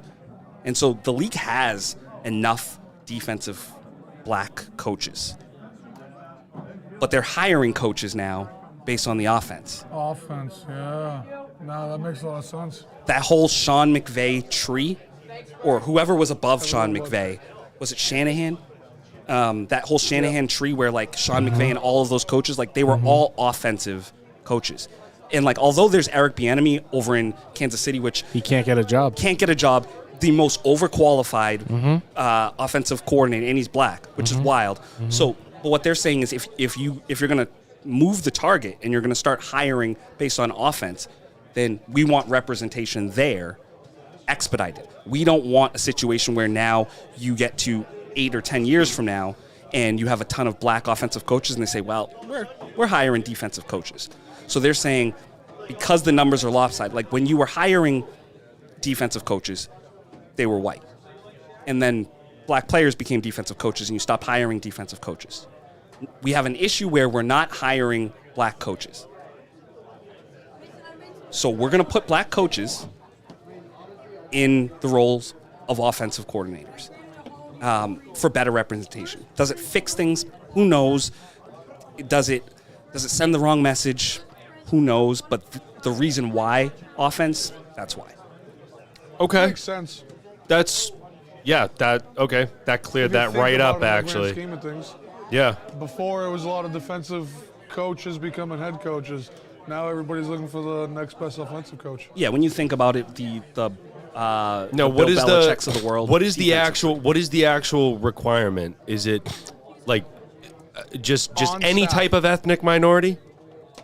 Yes, according to what I read, I don't know how stringent it is. a person of ethnicity Yeah. is how they worded it.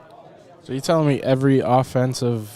Of an ethnic minority. Yeah, I mean each Not team. It's coordinator, just an offensive position. I understand. Yeah. Okay. Yeah. It's So they can kinda coach the hard wide for me- receivers. Well, it's kind of hard for me to believe that there's a team out there that's got all white guys on their offensive staff. It's hard to believe, but there's I don't think that's hard to believe. Think? No, I don't. No, yeah, I do think. I don't think that's hard to believe at all. staffs are huge. I would like to see the numbers. To be honest with you, I really haven't seen many offensive black offensive coaches or ethnic minority coaches. Well, there's some things that are out there that are really hard to believe. Like I did not know that there's two teams, I think, but the New York Giants have never had a black coach, like a black head coach. And it's two teams that have. That's surprising. Yeah, even for a year. All other 29 teams have had a black head coach. Here's why it's surprising. The Mora family, or whoever they are, the ones who own the Giants, they run the league's diversity committee. So it would be like the Steelers, who have the Rooney Rule, having never had a black coach, where their Right. rule is named after the owner of the Steelers for diversity. I see what you're saying. It's wild that they're saying, hey, we need to be more diverse, and their staffs have had some of the lowest diversity rates, and they've never had a black head coach. Like, that's wild. Well, I didn't know that they were behind it, but you're saying Yeah. all other 29 teams has had a black head coach? So I don't know if it was head coach or definitely not. lead coordinator, but there were 2 teams that were named that had never had a black. They said head coach, but ESPN can get these things wrong. Stephen A. Smith was Definitely talking can't be about head it. coach. There's plenty of teams that I don't think have had. Have the Patriots ever had a black head coach? No. Well, when you think about it, I think they're probably thinking of interim coaches and stuff as well, because for example, before Smith, who was the Bears coach, Lovie Smith.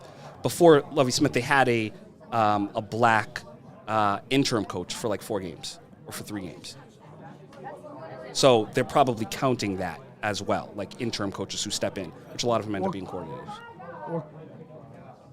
I don't know if it was head coaches or lead coaches, because they consider You just offensive used coordinator Lovie lead coaches. Smith as an example. No, prior to Lovie Isn't he Smith. a black man? Yeah, prior to Lovie Smith.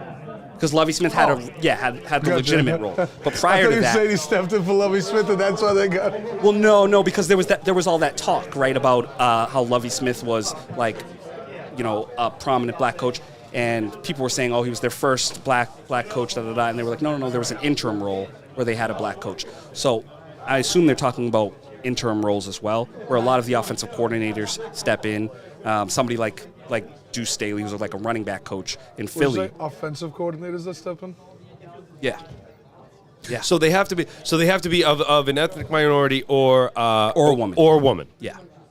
How many women currently are in the NFL staff? Any idea? 2. So I know that there's a female coach in San Francisco. I don't know exactly what she's a positional coach. She might be a positional assistant. Seattle have a high-ranked one? That one I think too. I think them too.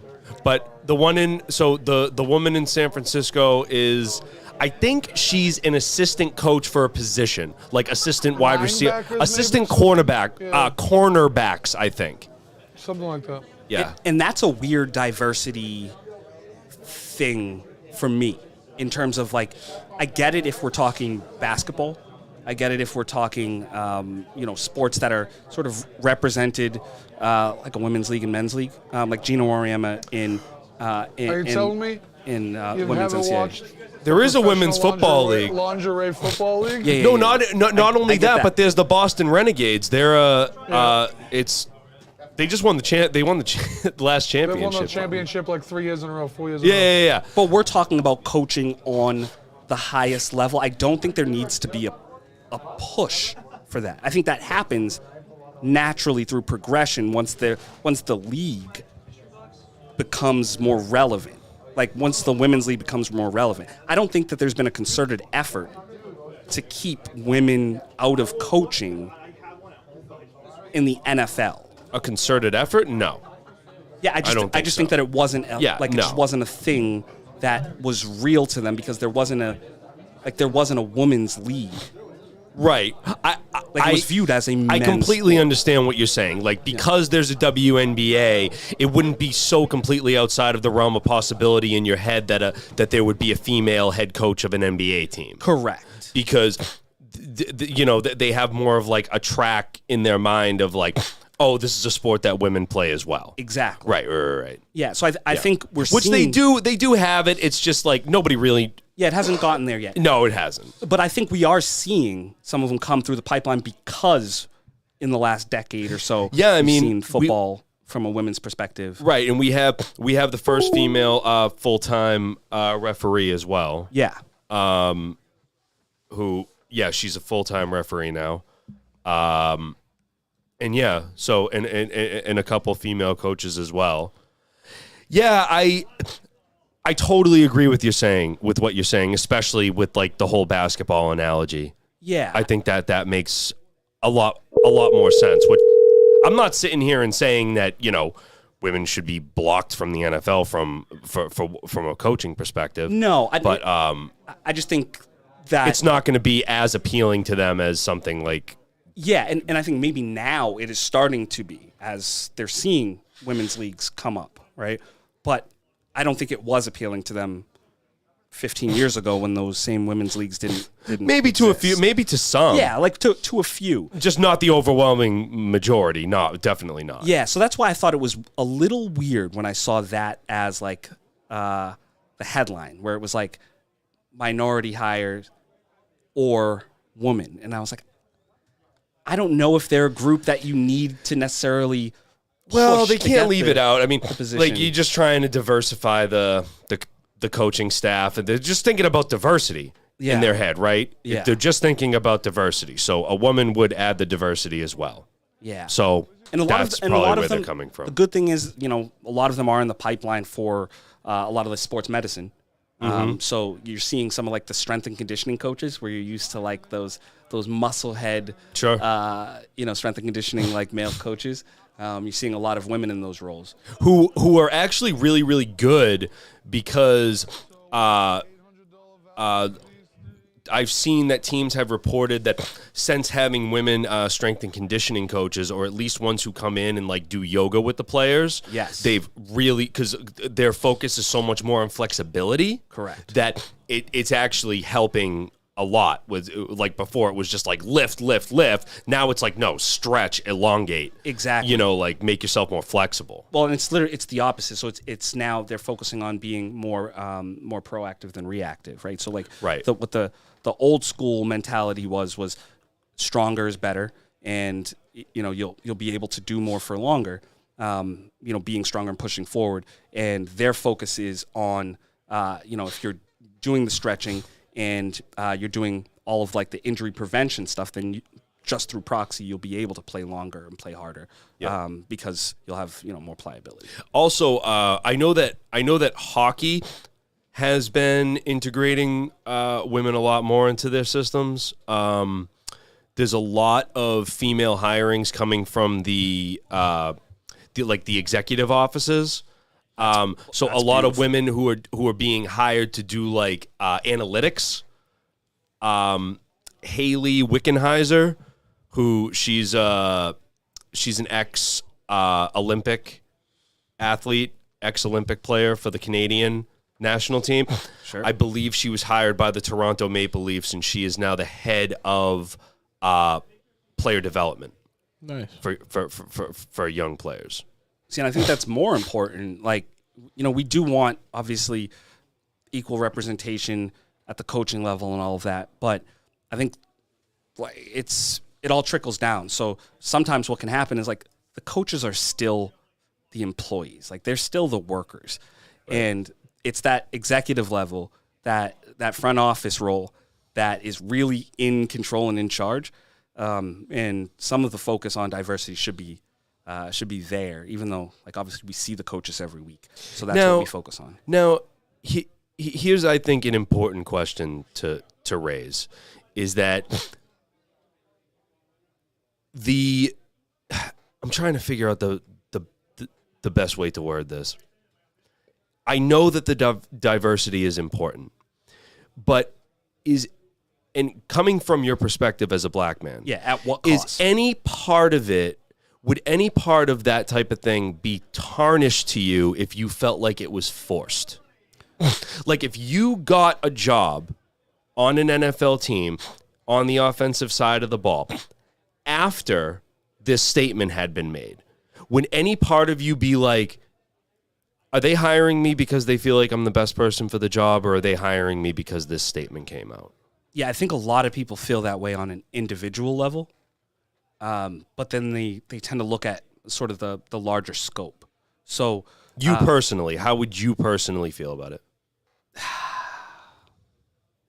I know it's hard to put yourself in that position because it's kind of elevated. yeah, and I think I'd welcome it.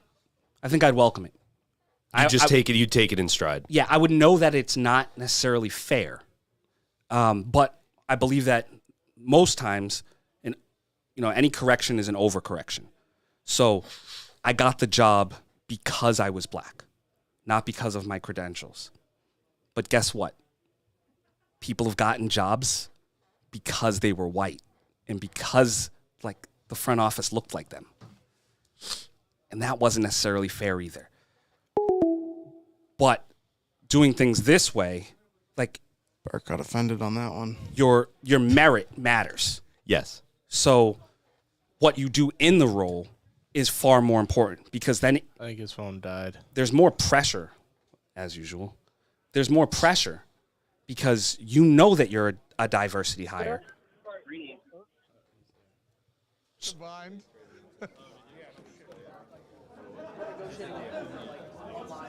So you know that you're a diversity hire. So you understand that failure just isn't an option. Like, if you don't overperform, then like there's a large segment of people who are going to point to that as the reason why this system doesn't work. So Right. there's more pressure that comes with that. So I think I would take it in stride, understanding that there's more pressure to perform, and me performing then opens the door to everybody else. Like, we talked about Eric Bieniemy and how we think he's an offensive genius, and he has not gotten a job, and he's interviewed for damn near every job. If that dude now gets a job because we're making a point of pointing him out and saying, none of you guys are hiring him, this is a problem with hiring, like with your hiring practices. And so somebody says, okay, I'm gonna bite the bullet. I'm gonna hire him because he's black, instead of hiring a former head coach, say John Fox, right? If Eric Bieniemy comes in and he's a world beater and he crushes it out there,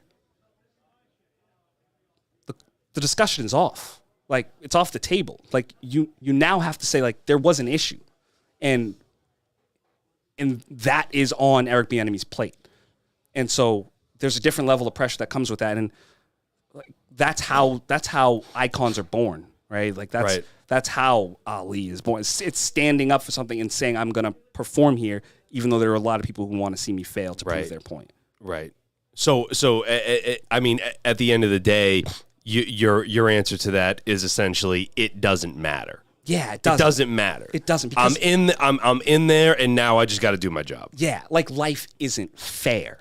So, like, yeah, it sucks because you shouldn't be hired on the fact that you're a minority, but life isn't fair. Like, not to get political, but like you said, but the like son you of a said, president has a good chance of becoming a president, Right, even and- if he's a dummy. and like you said, it's come from the other end of it Exactly. before on the same way. So what are we talking about here? Correct. Yeah. So, like, I think a lot of men are dealing with this right now, is like distrust from like females. Like, there's this like all men are bad movement going on, and like, is it fair to that individual? Like, no, it's not fair to that individual who's a good person. But like, sometimes we got to pay for the sins of the ones who came before us, and then we show up and prove that we're different. And that's just life. It doesn't mean it's fair. You just proved the fact that Will Smith was staging that slap too. We'll see. He was standing up for the man. He's showing us. Men Yeah. can still be powerful. Oh, he's We can standing up- slap another man. if we Standing want up to. for men by attacking a man. You're standing up for your. Would you? There's a slight feeling inside me that you wouldn't slap another man for your wife. Talking to me? Yeah, you. What are you talking about? You wouldn't slap another man if a guy was just dogging on your wife. Yeah, I would. No, I really don't think so. I don't understand where You you're don't coming strike me from for that with kind of guy. You're on the clock, bro. You got 72 hours. I don't until- understand what you're talking about. What do you mean? until April Fools. I wouldn't. I don't think so. I think you would run and hide behind Bird or something. He's saying you wouldn't Will Smith it for your you woman. wouldn't. Okay, It's, that's fine. you have to prove it to me now. I don't He think wants so. to see you slap someone. No, see, but here's the thing. For your wife. But here's the thing, and this is actually a good thing. I am secure enough as a man that I don't feel like I have to prove that to you. You also That's respect another comedian. thing. There's another thing. There are people who are insecure with themselves so much that if you said something like that, they would feel this pressure to all of a sudden Have need to to slap like someone? go out, and feel like and feel like they need to do that. Is and it's that why like, Bird hung up? I don't feel that way because I'm not insecure. I'm going to go ahead and psychoanalyze you just a little bit, Hit it. because I think a lot of it stems from, like, he's mentioned it a handful. Stop doing that. He's mentioned Stop it. doing what? Right in the middle of talking. I haven't touched anything. He's calling in. That thing. It is what it is, That's bro. Bert You're gonna calling hear it back in. regardless. That's the Oh. computer. Ugh. So there's like something he said a handful of times, and he keeps mentioning that like Chris Rock is a comedian. Yeah, I think that is like for him, that's the deciding factor. He respects the art. Like that's what we've gotten away from is the fact that like comedy is supposed to be that. Like it's supposed to. Like listen really to me, man. Do you Listen, think Chris if Rock you should have doubled told, down? if Sometimes you you told ball. me, if you told me, if you told me a fat joke, okay, and mentioned my wife in it, okay, if you prefaced it with like the same thing that you would like yo mama, right? Yo mama so fat, boom, right? Like if you prefaced it as a joke, saying your wife's so fat, blah blah blah blah blah. I'd be like, oh, funny. It's a joke. If you walked up to me and was like, yo, your wife's fat, I'd be like, what the fuck? What the fuck was that? It's not a joke. Yeah. You understand what I'm saying? Oh, no, if you exactly, but that's what I'm saying. If you model it around a joke, there's a much different you're in a different place. So again, Not every joke hits. I'm playing the role of I think he it's fake, blah blah blah. But again, I do see the anger after the fact, right? I seen him laughing at the joke, so he probably has that same mindset. Like, Yeah. this is a joke, but then another part of me thinks, okay, Chris Rock had mentioned them both back in 2016 with a little bit of a tasteless joke because they were boycotting the Oscars, Yeah. right? So maybe Will Smith was in fact fucking just making a point, right? Yeah, I mean, possibly. but I think the essence of this is like that you're allowed, like I think he's just not fucking allowed snapped. to. You should be allowed to tell a bad joke, right? Like you used to be able to tell a I think bad the old joke. Will Smith would have in been Bond. like, you know what I mean? Like, shit, man. And then dealt with it afterwards. Yeah, like, he's dude, gone through a lot. That's Yeah. not, that's why I want to believe the dude just went up and fucking on a comedic level, but then he comes back with the apology and then the after effect of him screaming and, the American version, you didn't see it. You had to see it after the fact on Barstool with If the this was Japanese fake, do you think version. he's busting out into tears, apologizing while accepting that Oscar? No. Again, it's the way he did it, but there's also a lot of like factors, that I've learned about Will Smith after the fact that made me think, shoot, he really, he first of all the Scientology thing, and then I found out that slapping evidently is like a thing in Scientology.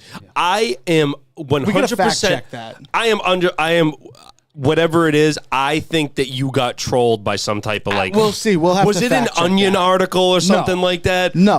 Where it's like I was just everybody told blowing this out of I was just proportion. told this. Actually, slapping is talking about okay. on the radio. No, Tony. Huh? They were talking about it on the radio. Yeah, but what does that mean? No, Tony. That's where I got my. What is the my radio? The information radio, from. the beacon of truth. Go bitch at them, not me. No, I'm not bitching. Not only that, but then that split second when that was told to me, another clip of Will Smith slapping a guy came to head when the guy was on the red carpet and he went to give him a kiss on the cheek and he literally went bow with no hesitation whatsoever.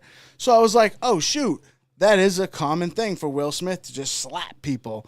And then, I looked back again. I watched the video a couple more times. I seen him laughing at the joke, and then I seen a different person. Yeah. He just snapped. He's got some darkness, man. Yeah. That And guy you can just has tell. some It's our darkness. Philly. You can tell.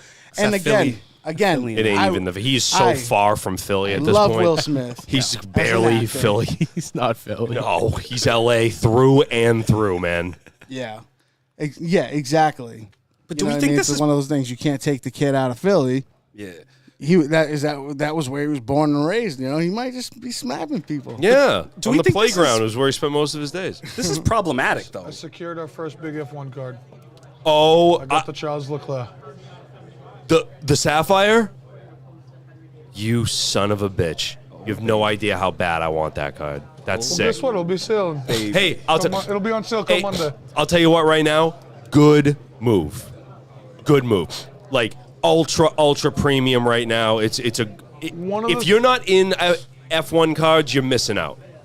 One of the big things of my takeaway this weekend was how big this market's actually getting. People are finally starting to pick up, finally trying to see it. I might take $14K and buy a case of the 2021 and just sit on it. 2020 is up to $4K a box right now. That is really not It's just such a good move right now. I don't believe in sure things, but F1 is just so huge right now. So huge. I couldn't agree more. Brand new fans, brand new people coming into it. All of a sudden, it's like in the American market. It's crazy. Wait until it actually happens in Miami and how much it blows up around there. I want to It looks go. beautiful. It Like looks $2,000 beautiful. a ticket for good seats. I know, and I still want to go. When is it? Don't know yet. I gotta look at it. This is like a serious discussion. Yeah. But B was talking about how he would spend $14,000 and sit on it, and there was a joke in there. For Sitting on 14,000. Nah, Just he the was something to sitting sit on in for general? far less than 14K. The joke passed by, but I just wanted to Sit on it, Manetti. just make sure. But yeah, I did want to touch on one thing. Do we think this is problematic? The Will Smith viral reaction to the slap, like off of a comedian, because like there is a resurgence of stand-up comedy since sort of like the pandemic started, right? Yep. And like I see a lot of people talking about like not everyday people, like comedians that were tweeting out how this is problematic now, how everybody's going to want their Will Smith moment, and how this is like going to change things for comedians. And how this is going to change things for comedians. And like Right. some of them saying like, well, like, am I not allowed to do crowd work the same way? Like, do we think that this is going to be a thing, like trends and like, No. we don't think so? No. Do you know why? Because nobody else is Will Smith. Dude, listen. The speed at which stories are everything that anybody can talk about and then completely disappear is going exponentially faster with each passing day. True. I got this one. I mean, you realize that Goes there's back still a to your war in the point. Ukraine, right? A lot of people. I mean, It like, goes back to your point a lot, though. The reason this doesn't happen again, it wasn't a win-win-win for everyone.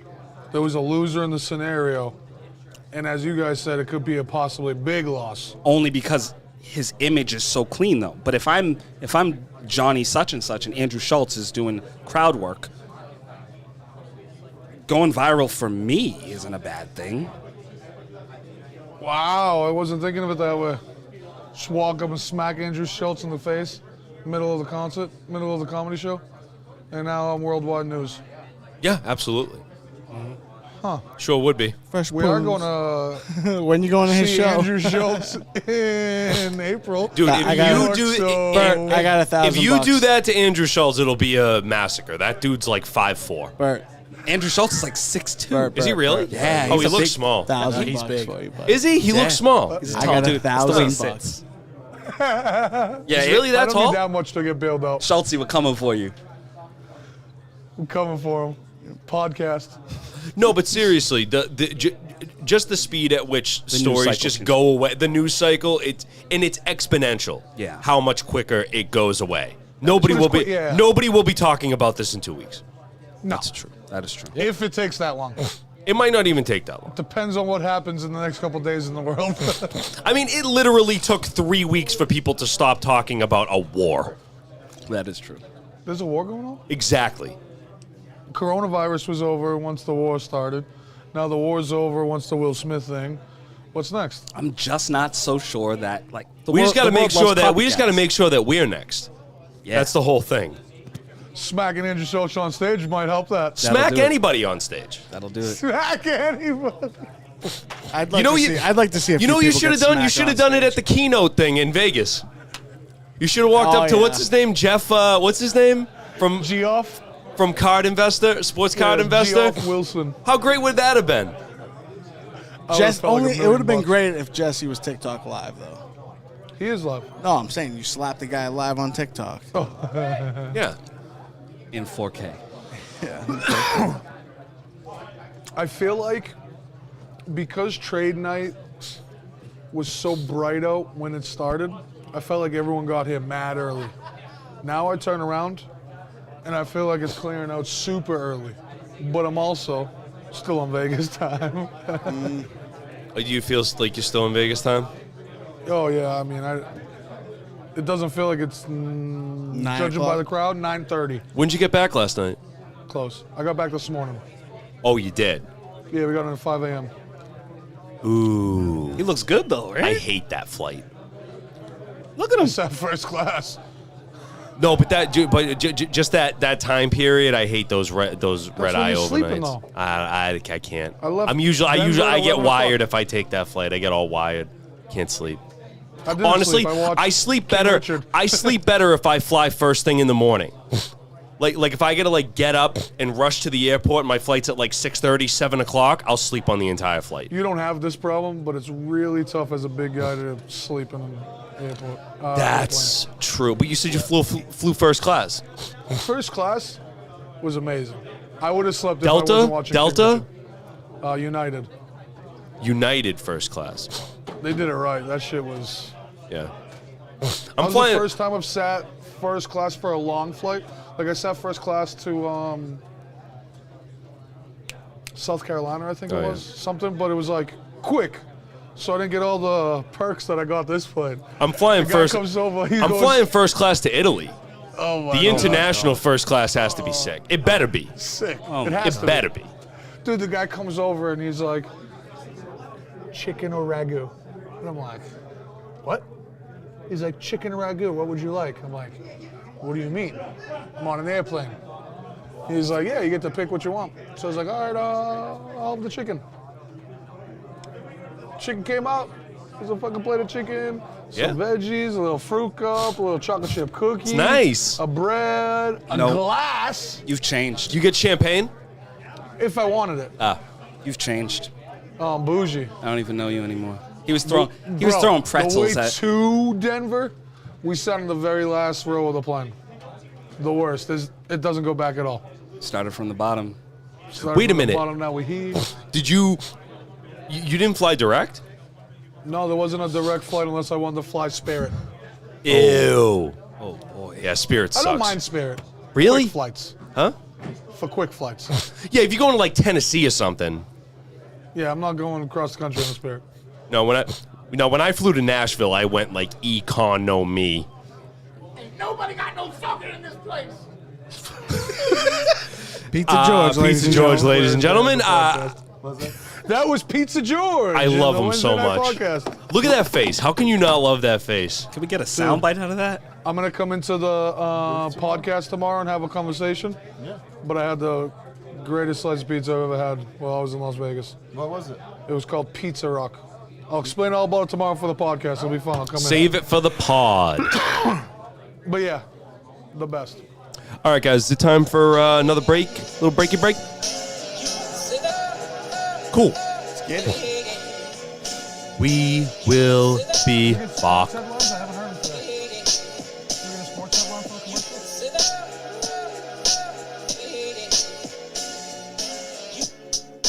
Sometimes you just gotta do it.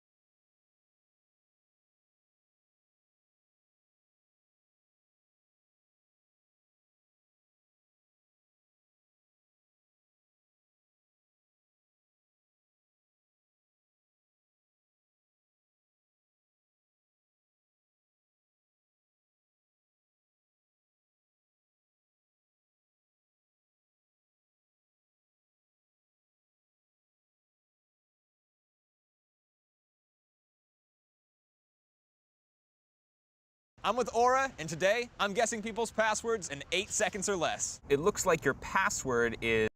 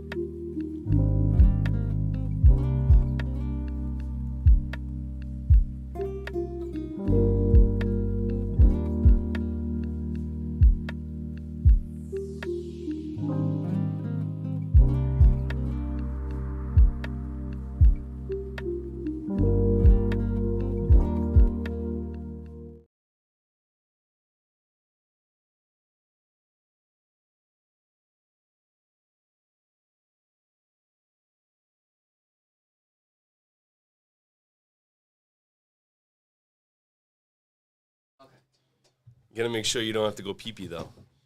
What is this? What's happening over here?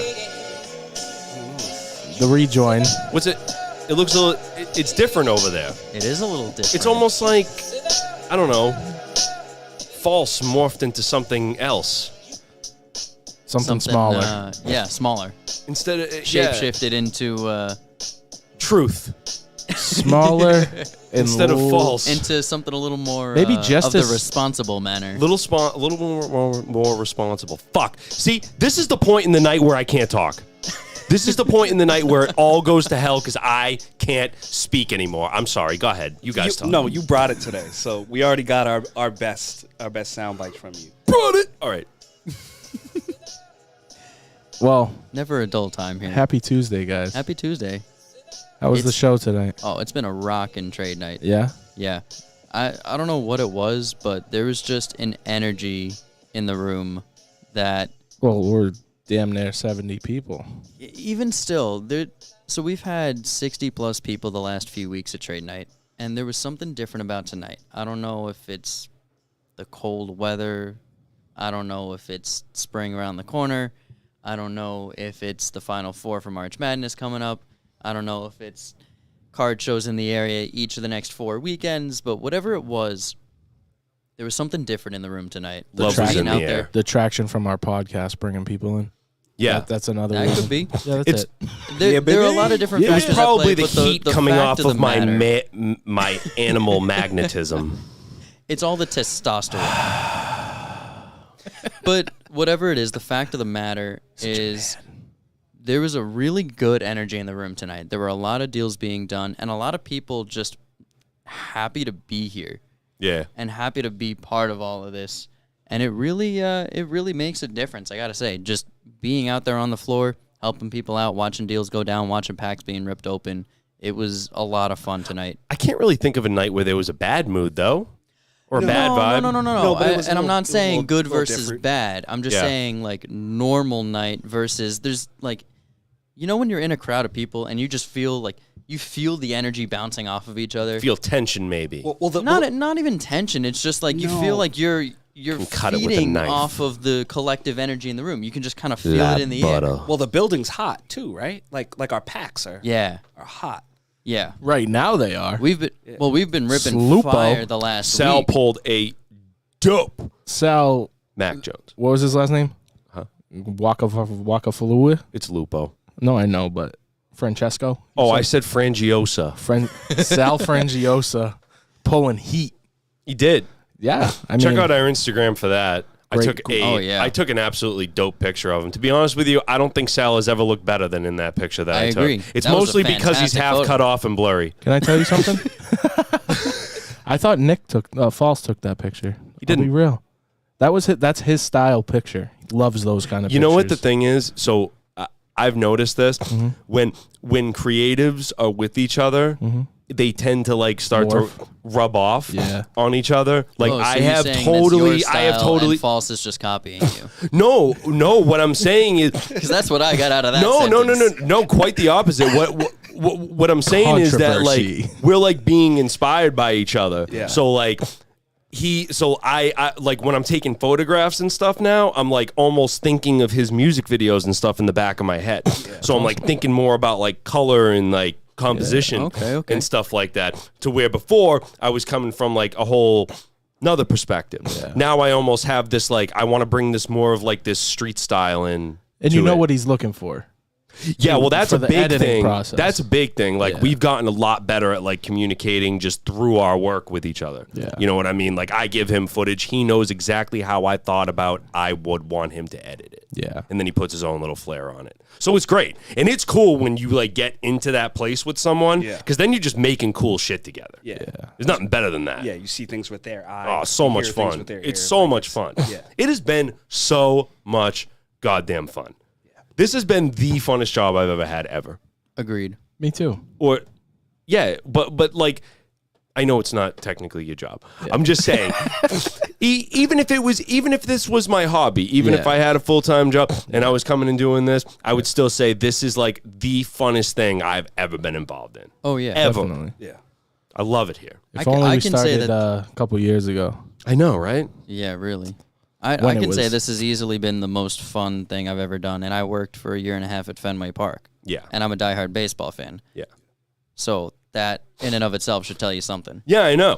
I know. Like most people that would be like their be all end all, like working at Fenway, you know? Yeah. But it's yeah, I mean, I love doing this type of stuff, man. I get to be surrounded by sports all the time. Love that. I will say the one that comes in a very, very close second for me is not actually Fenway. My capstone internship in college, I worked as an operations intern for a tennis tournament down in D.C., and it was held in one of the national parks down there. And it was really cool. I mean, we got to work with the park police. We got to work with D.C. police. And the really cool thing about it is that because it's held in the national park, the tournament is temporary. So for essentially 10 and a half months out of the year, it's used as tennis courts, as clinics for kids. Right. It's a foundation that runs camps. And then the team comes in and they set everything up. They run the tournament for a week and a half, and then they break it all down. Yeah. And working on that operations team was a ton of fun. Yeah. I mean, just getting to see the transformation of that space, putting on the event, running the event, bringing in somewhere between 80 to 90,000 people over the course of a week and a half. Wild. Yeah. And then taking it all down and leaving the place exactly as we found it. I felt that the was same- really cool. I felt the same way when I was working for the commercial production company because like we were like building sets and like you know we would do commercials for like a couple months for a month straight. Jeez. Oh, like 2 months straight. Where like we would not have a day off. Just they're in there shooting with people, shooting multiple commercials, all this stuff. And it's an intense environment, man.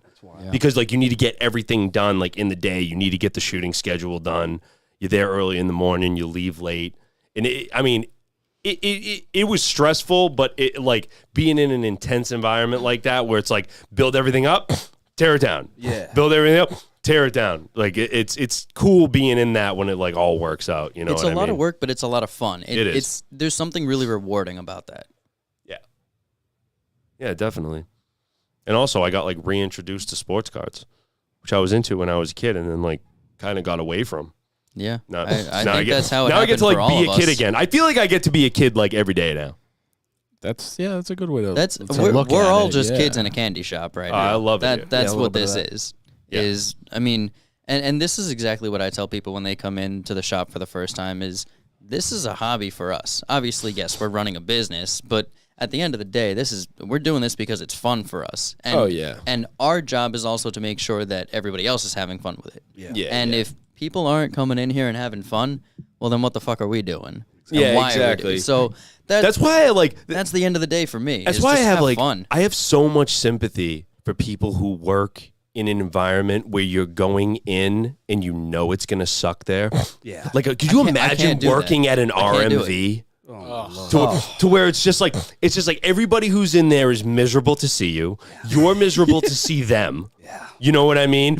Like, that has to be soul sucking, man. It really does. That has to be awful. I feel for every single person who has to go in and do that. But even beyond that, you think about jobs that are just menial tasks. You know, like there are people who like sit at security gates and they just like press the button there are to people open a who gate. love doing that. I know there are. And there are people who probably love sitting at an RMV desk and dealing with people and telling them I don't not think to that smile that's true. for their... I don't think that that's necessarily true. I don't know. I almost feel like that there's nobody there who actually likes it. That might be one of the places that nobody likes it there. I don't know. I can't imagine, though, that that's the bottom of the barrel.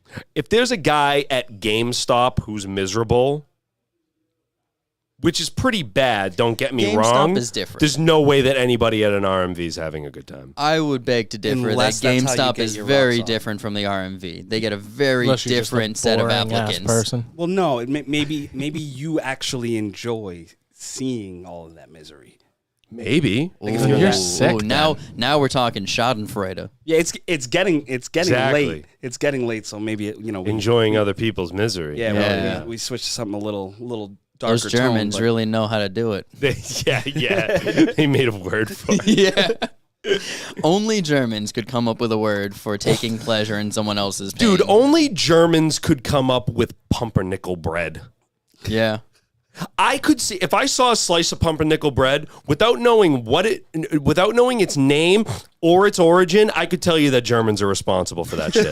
Like, you put a piece of pumpernickel in front of me and be like, "Who made that?" I'd be like, "A German dude," The Germans. Yeah. because it's gross.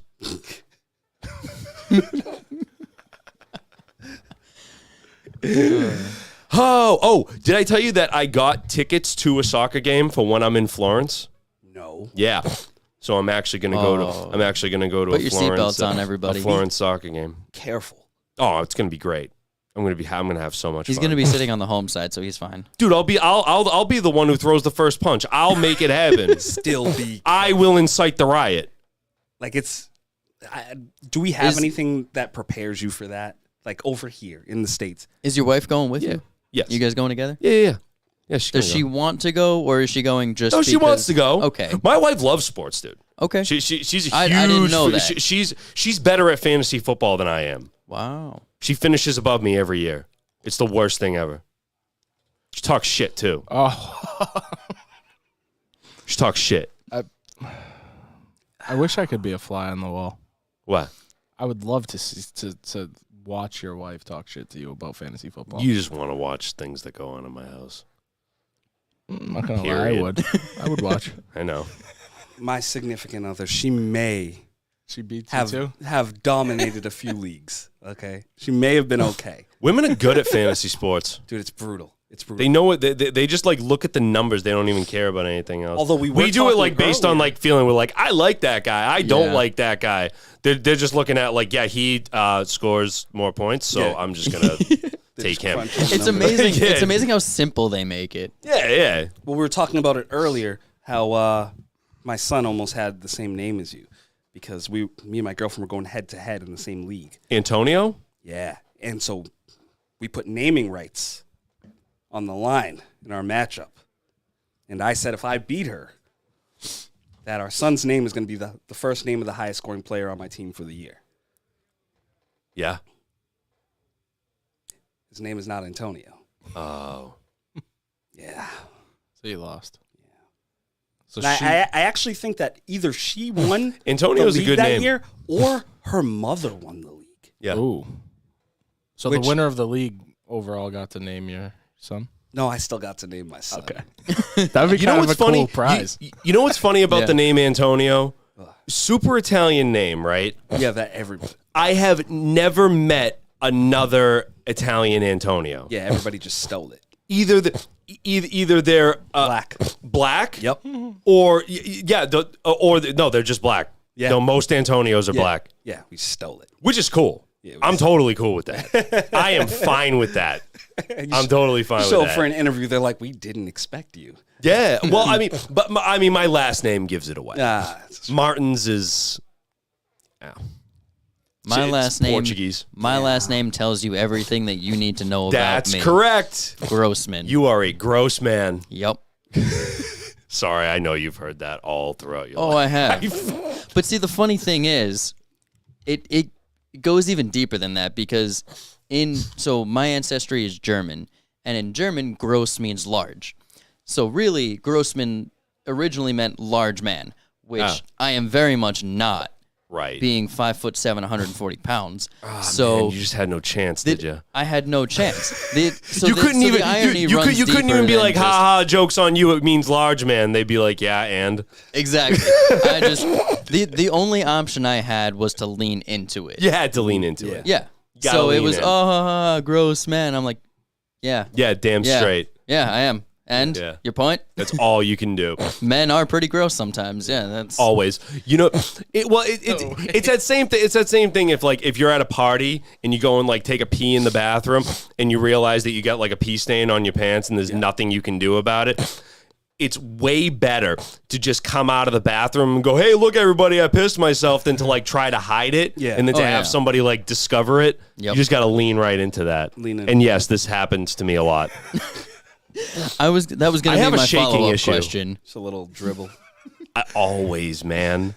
Always. I always get the line right down the inner thigh. Man. I can't.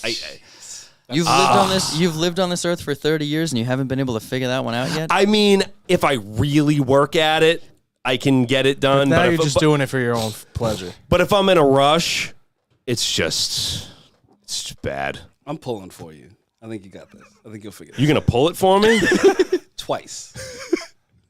That's what I heard. No dribble. That's what I heard. The max, right? That's the max on pull or shake. He's blushing. Twice. He's so excited. Pull, shake, and ring. He's gonna go home like my only black friend said. He's gonna. He's gonna. My only black friend. Well, what was it? The All American Rejects had a song where the lyric was like, "Shake it once, that's fine. Shake it twice, that's okay. Shake it 3 times, you're playing with yourself." Yep. Yeah. Yeah. Yeah. There you go. So just a couple quick shakes. That's it. That's all you need. No. I stay in there. All right. To each their own. Sometimes you gotta just go for it. I'm committed. Everybody, this has been an incredibly fun trade night podcast. I really had a good time. Thank you, everybody, for hanging out. I had a wonderful 10 minutes. Rob, you can. It's the third segment, man. I know, dude. Hey, I didn't say that. Just bust down the door and come in and go, dude, get the hell out of my seat. Rob's like, I need more airtime. I didn't say that to be mean to anyone. It was just factual. I had a wonderful He just 10 Kanye'd minutes. That's all you I had during your on the outro. podcast. He sure did. That's it. Kanye'd you on the outro. He deserves it. I'm gonna let you finish. Go ahead. Fresh Pulls, 215 Newberry Street, Beacon, Massachusetts, 20 minutes north of Boston. Thank you guys so much. Follow us on all socials. Did you say TikTok, Beacon, Instagram, what? Didn't you say Beacon, Massachusetts? Yeah.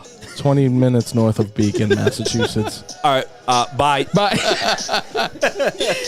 That'll do it for us here tonight, guys. Thank you so much for tuning in and joining. Catch us live every Tuesday, 6 p.m. for the Fresh Pulls Trade Night podcast. Come check us out at the New England Card Show at the Mass Mutual Center in Springfield this Sunday. We'll be there for Trade Night, Saturday night as well, 6 p.m. And don't forget about our Autism Awareness Show at the store, April 24th, 10 a.m. to 3 p.m. All our information is on our website and social media pages. That'll wrap it up for us here tonight. Thank you, everybody, and we'll catch you next week. We out. Nice job, bro. That was good. Way to close it. Thanks. I'm just here for the ad libs. Right? Me? Yeah.